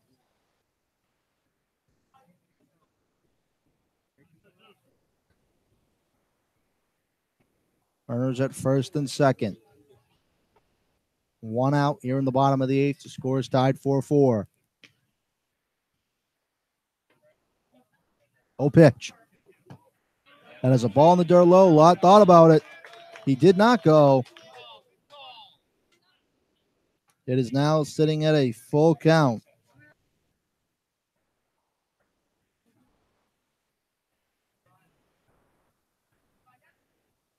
A very important pitch here.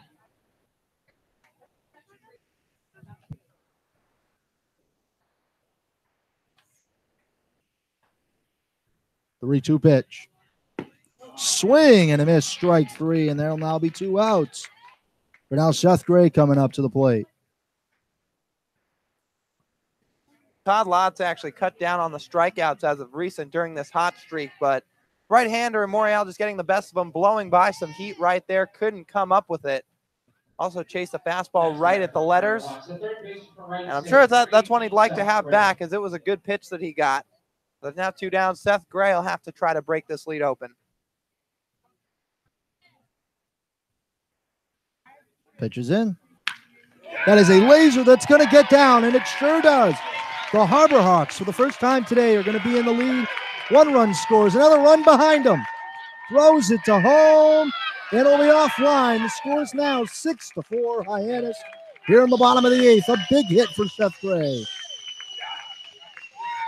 And man, did he load into that one. Look down at the Harbor Hawks bullpen. They're all shaking their arms like a hawk as Seth Gray breaks this thing open here in the bottom of the 8th. That ball was tattooed out to right center field over the outstretched glove and over the head of the right fielder in Barzell. It one hopped the wall, and Seth Gray, we've seen this kid display some power in batting practice. Still not a home run yet on the year, but boy, has he waited to see one like that, and he absolutely just shot a laser out to right center. A big hit for Seth Gray now has the Harbor Hawks for the first time today in the lead. Eric Rivera is now up. That first pitch is high, and that is the loudest that McKeon Park's gotten so far this year. Is a very good crowd here on July 4th week. Rivera trying to get an insurance run in with 2 outs in the bottom of the 8th. Pitch is inside for a ball. Almost hit Rivera right on his hands. 8 hits on the day for the Harbor Hawks.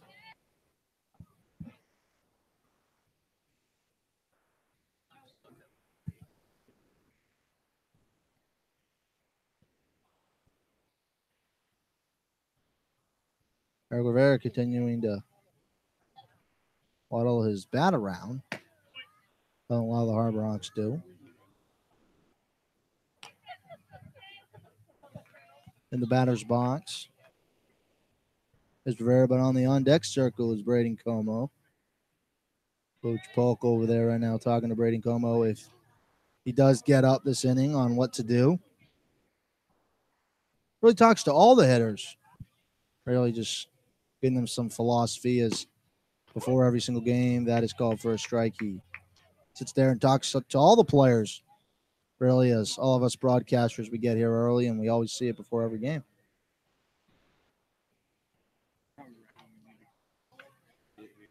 Three-one pitch. Into Rivera. Ball 4 and a 2-out walk. Now Brady Como will be up.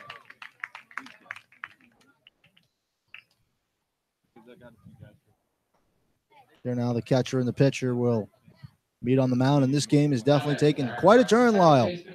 Tell me about it. 3 runs in the first inning for the Braves. Played an additional in the 5th. Trey Vanderweide, the starter for Bourne tonight, looked like he was absolutely cruising. Gets yanked from the game, and all of a sudden, Hyannis just feasting on this Bourne Braves bullpen.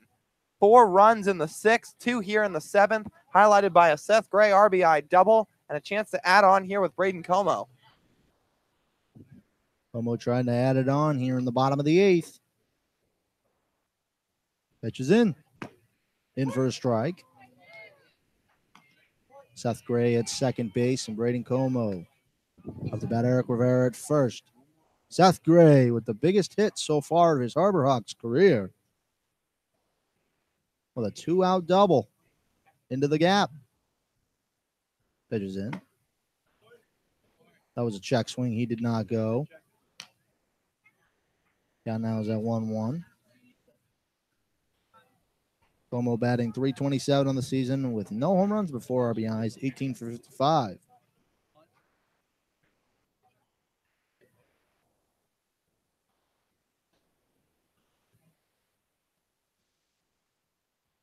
Oh, pitch. That is a foul ball. Fans, don't forget that you can keep that foul ball tonight thanks to our friends at Rogers and Gray Insurance.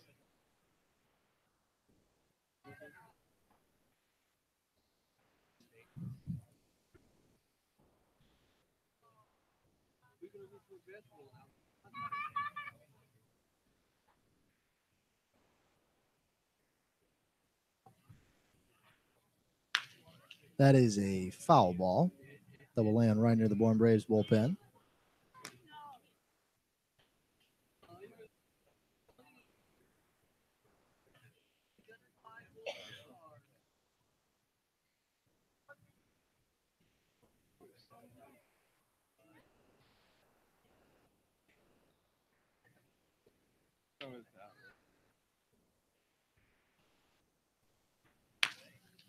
That is a ground ball to the second baseman. He has it. He'll throw it on to first, but not until the Harbor Hawks able to score 2 runs in the bottom of the 8th. They go up 6-4. We'll be right back here in the top of the 9th here on the Hyannis Harbor Hawks Digital Network.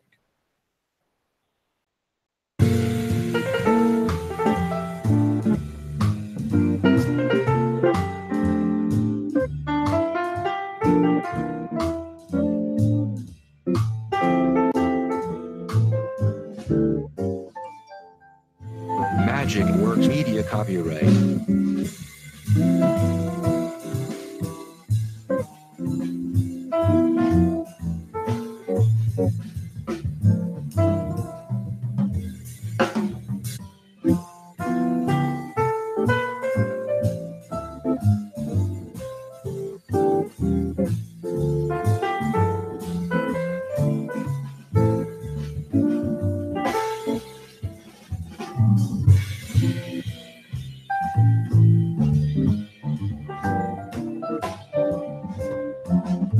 Magic Works Media copyright.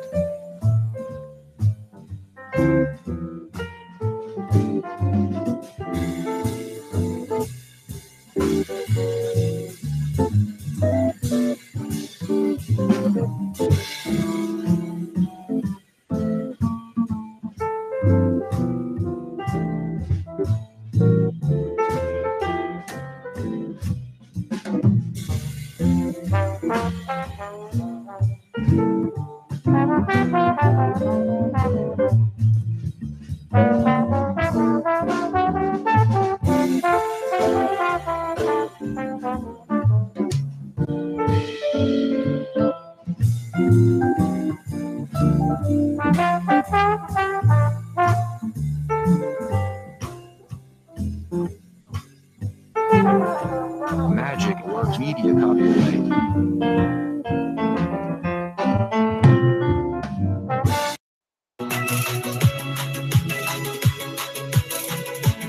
Back to Chad Gassman making all the right moves on the Hyannis Harbor Hawks digital network.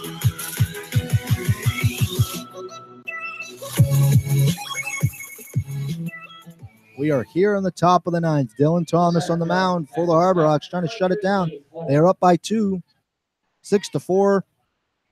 And this was probably going to be one of the more important wins of the season for the Harbor Hawks, as it looked like they were going to go down today. Really showing no life the first 5 innings. That first pitch is in for a ball to Holt. Holt on the season is batting .294. Pitch from Thomas is another in for a strike. And now sits at 1-1 here in the top of the ninth. Well, Dylan Thomas, no stranger to save situations. Already has 3 on the summer, 9 1/3 innings pitched, 0.96 ERA. The pitch is just foul. We'll go past the Harbor Hawks dugout and past the fans sitting right behind it into the woods.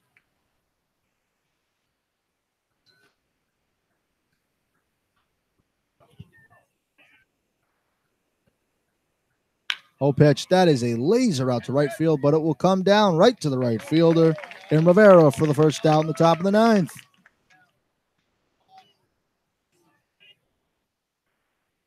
And a big first out for Dylan Thomas. Gabe Holt really hit that one on the screws, but luckily Eric Rivera only had to take a couple steps over to his left to settle under that thing.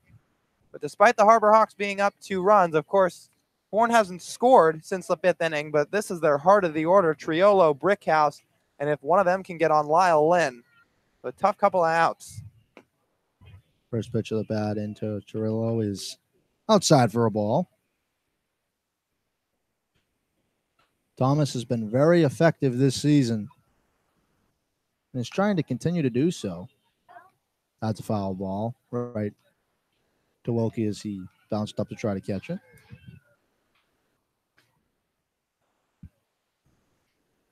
After the game, as we have the post-game show, Chris Lucey can fill you in on all the action today and also around the league. Ball high.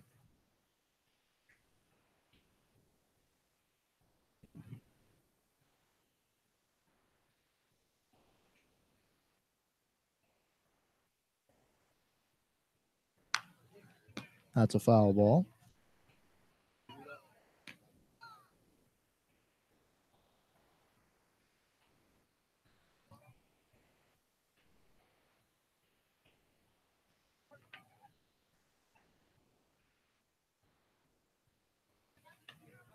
That is a ball in the dirt from Dylan Thomas.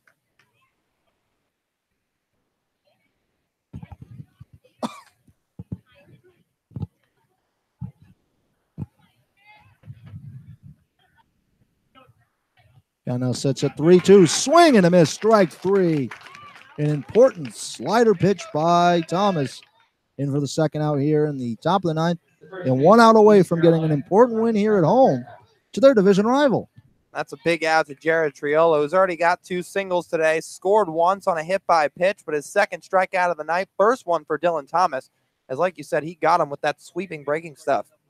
Brickhouse now up. That first pitch is swing and a miss at a ball in the dirt. Thinking Brickhouse looks silly. Dylan Thomas now 2 outs away. Oh, pitch. Another swing and a miss at the same exact pitch. And here now, 1 out away.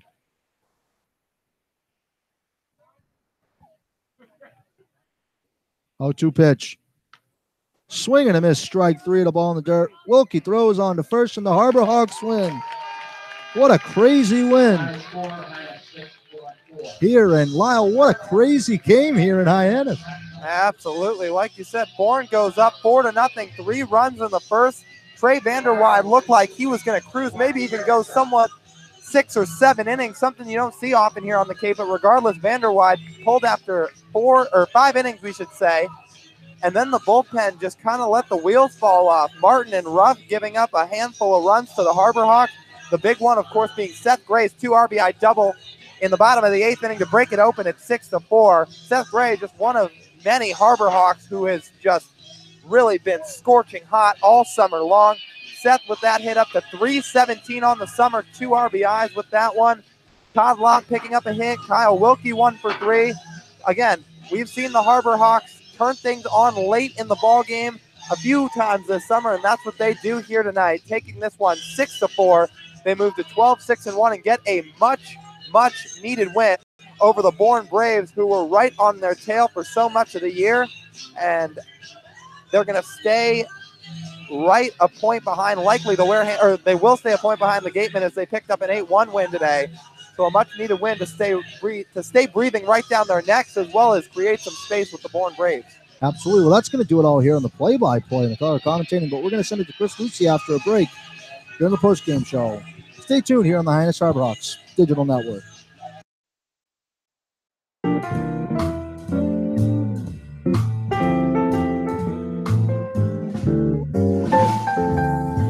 Magic Works Media copyright.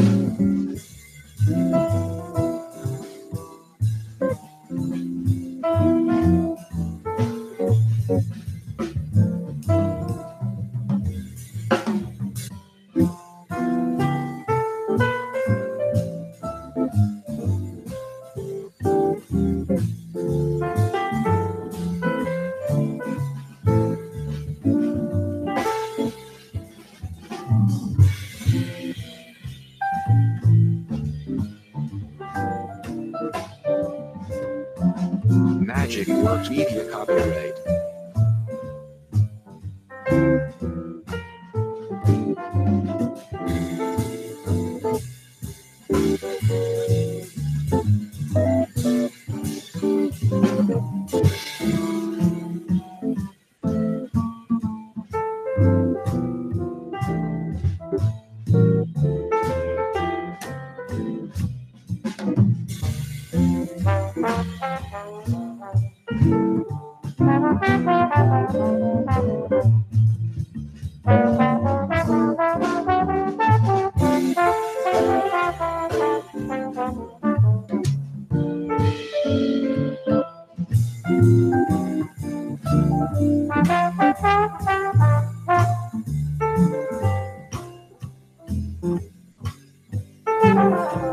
Magic Works Media copyright.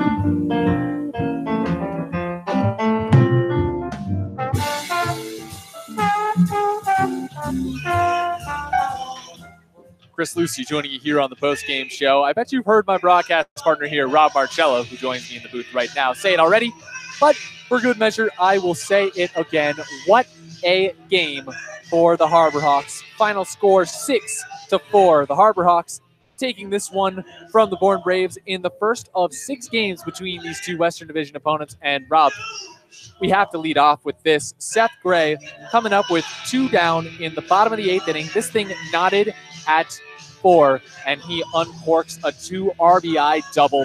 Take me through the at-bat. Well, it definitely was exciting as a broadcaster, definitely in that big situation late in the game, and Seth Gray did a good job. He should definitely be the star of the game today. Absolutely, driving in those 2 runs, finally getting that piece he wanted, just getting his hands through it, and really driving his legs through the ball as well. I mean, we've seen Seth able to poke hits here or there, but a guy with his stature should definitely be putting ropes out into the outfield. I mean, he is a big Ohio boy playing his ball out at Wright State, coming in at a big 6'4", 220 pounds. He's been working with Coach Melly to shorten his stride a little bit so he can get more of his legs into it. You saw it right there. Lots of hard work paying off for Seth with the pinch hitting appearance coming in and around the middle innings, and then with his second at bat, just sending the ball into the left center field gap. A great ending to this one. A 6-4 win for the Harbor Hawks. You're listening on the Hyannis Harbor Hawks digital network. Post-game coverage coming to you. I'm Chris Lucey. He's Robert Marcello. And Rob, let's go back to the beginning here. Hyannis getting a solid start from Jeremy Randolph. 7 strikeouts, but again, just getting hit around a little bit.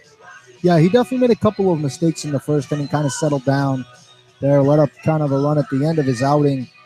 Definitely disappointing for him, but we're able to get the win. He gets a no decision. I mean, what is it about Randolph? This is the second time that we've seen him really struggle out of the gate and then settle down. It's almost as if he's shaky that first time through the order, and then he completely locks in after. What's the difference between the two spins? Maybe that's just the kind of the pitcher he is. Anytime the pitcher's trying to fill out, occasionally they're going to make a mistake because he really doesn't know these hitters. He doesn't watch all type of crazy film that you can in college, and I think it definitely semi paid off for him as he kind of kept this game kind of afloat because it could have gone ugly early. Certainly could have, but Hyannis able to hold on and win this thing 6-4. And Robert, we would be doing the bullpen an injustice if we did not bring up how crucial they were in 4 innings from the Harbor Hawks bullpen. Only 4 hits surrendered and 3 strikeouts, 2 of them coming from Dylan Thomas. The back end of the Harbor Hawks bullpen is in great hands with Dylan Thomas. What is it about him that makes him so lethal closing games? I think that slider that he has, I think it's one of the best in the Cape Cod Baseball League. It definitely keeps guys off balance, and all of the relieving pitchers did a great job today. Got a couple of them in there for the Harbor Hawks. Keegan James making an exceptional debut out of Mississippi State. 1 1/3 innings pitched, only 1 hit surrendered. Pretty much 1 1/3 innings pitched all throughout the rest of the line, except for Thomas with only 1 inning pitched. Parker Towns actually getting the win today with only 1/3 of an inning pitched. Adam Elliott also with 1 1/3 innings pitched. We'll go to the pitchers of record now. Parker Towns advancing to 1-0 with the win today, and only 1/3 of an inning of work. Not a bad day's work, to say the least. Nick Morial out of Georgetown taking the loss for the Bourne Braves, letting up those 2 earned runs that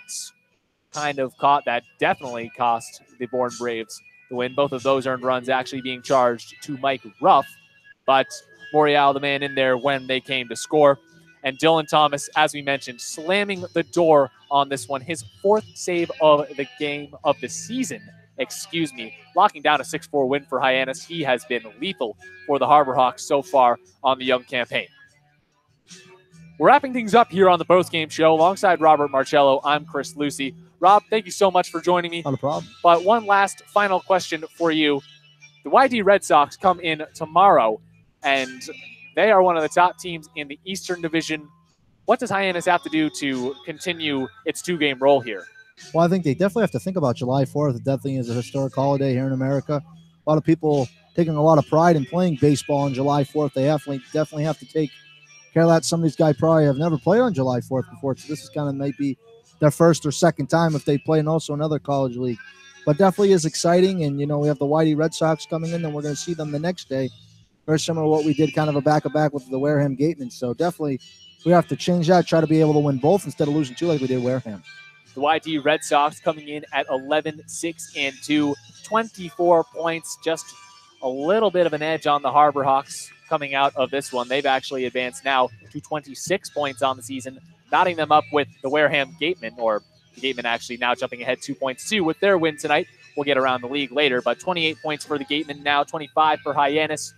YD coming in with 26 points, a very slight edge over the Harbor Hawks. Rob, I'll let you go now. Thank you. Thank you so much for joining me.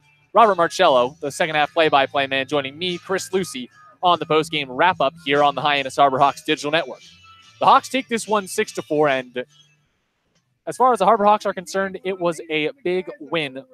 Bourne and Hyannis, although they hadn't met each other yet coming into this game, were neck and neck coming for that second place spot that Hyannis gets to hold on to individually, because coming into today, the Hawks had 23 points and the Braves 21. But because Bourne drops down to 10, 9, and 1 with the loss, while Hyannis advances to 12, 6, and 1, the Harbor Hawks get 25 points to the Bourne Braves 21, and now what was once a 2-point cushion doubles between these two Western Division ball clubs, coming into a matchup with a very tough YD team with a run differential of 8, more than 26 runs better than the Harbor Hawks as things stand right now. We'll take you on a quick trip around the league to wrap things up on the Hyannis Harbor Hawks digital network. Again, out in Lowell Park, the Wareham Gatemen taking care of business, demolishing the Katuitt Kettleers 8-1. Yarmouth Dennis Red Sox were cruising early on in their game. They had a 7-0 lead at one point. They let it ebb away almost completely, but still able to hold on. YD taking a win from Brewster 12-10 in almost 3 hours from Red Wilson Field. Elsewhere on the Cape, out in the Eastern Division, a battle of two of the top teams in the opposite division, Chatham and Harwich, squaring things up in the top of the 7th. Harwich in second place, Chatham in third, and the line there right now looking that way, or on the flip, excuse me. Chatham with 10 runs, Harwich with 6 in the top of the 7th, and then wrapping things up from Eldridge Park, the Falmouth Commodores 4 and the Orleans Firebirds 1, heading into the bottom of the 6th inning as we're here on the Hyannis Harbor Hawks digital network, putting a bow on a 6-4 Hyannis win here from McKeon Park. The Harbor Hawks will be back in McKeon Park tomorrow for the 4th of July, taking on the YD Red Sox in the first of 2 games. I'd say you could catch it here on the Hyannis Harbor Hawks digital network, but unfortunately, I would be leaving you astray. Fox College Sports, is coming in tomorrow to do a live telecast of the game, and due to copyright restrictions, we here on the Hyannis Harbor Hawks digital network will not be able to bring you a broadcast, but Dani Terzer, our field reporter, will still be doing her reporting, and we'll get interviews and all sorts of things for you to check out on our social media. Follow us on Twitter at the Hyannis Harbor Hawks.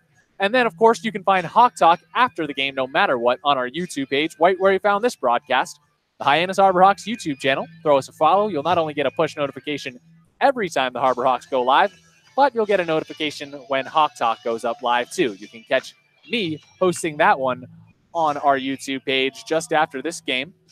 And signing off on the radio broadcast right now on behalf of Robert Marcello, first half play-by-play man Lyle Goldstein, and our field reporter Dani Terzer, I'm Chris Lucey. Thank you so much for joining us one last time here from McKeon Park. Hyannis 6 and the Bourne Braves 4. The Harbor Hawks flipping a 2-game losing streak into a 2-game win streak. And we will see you the day after tomorrow from Red Wilson Field here on the Hyannis Harbor Hawks digital network. But be sure to come by the MAC or check us out on Fox Sports tomorrow for the game opening the series against the YD Red Sox.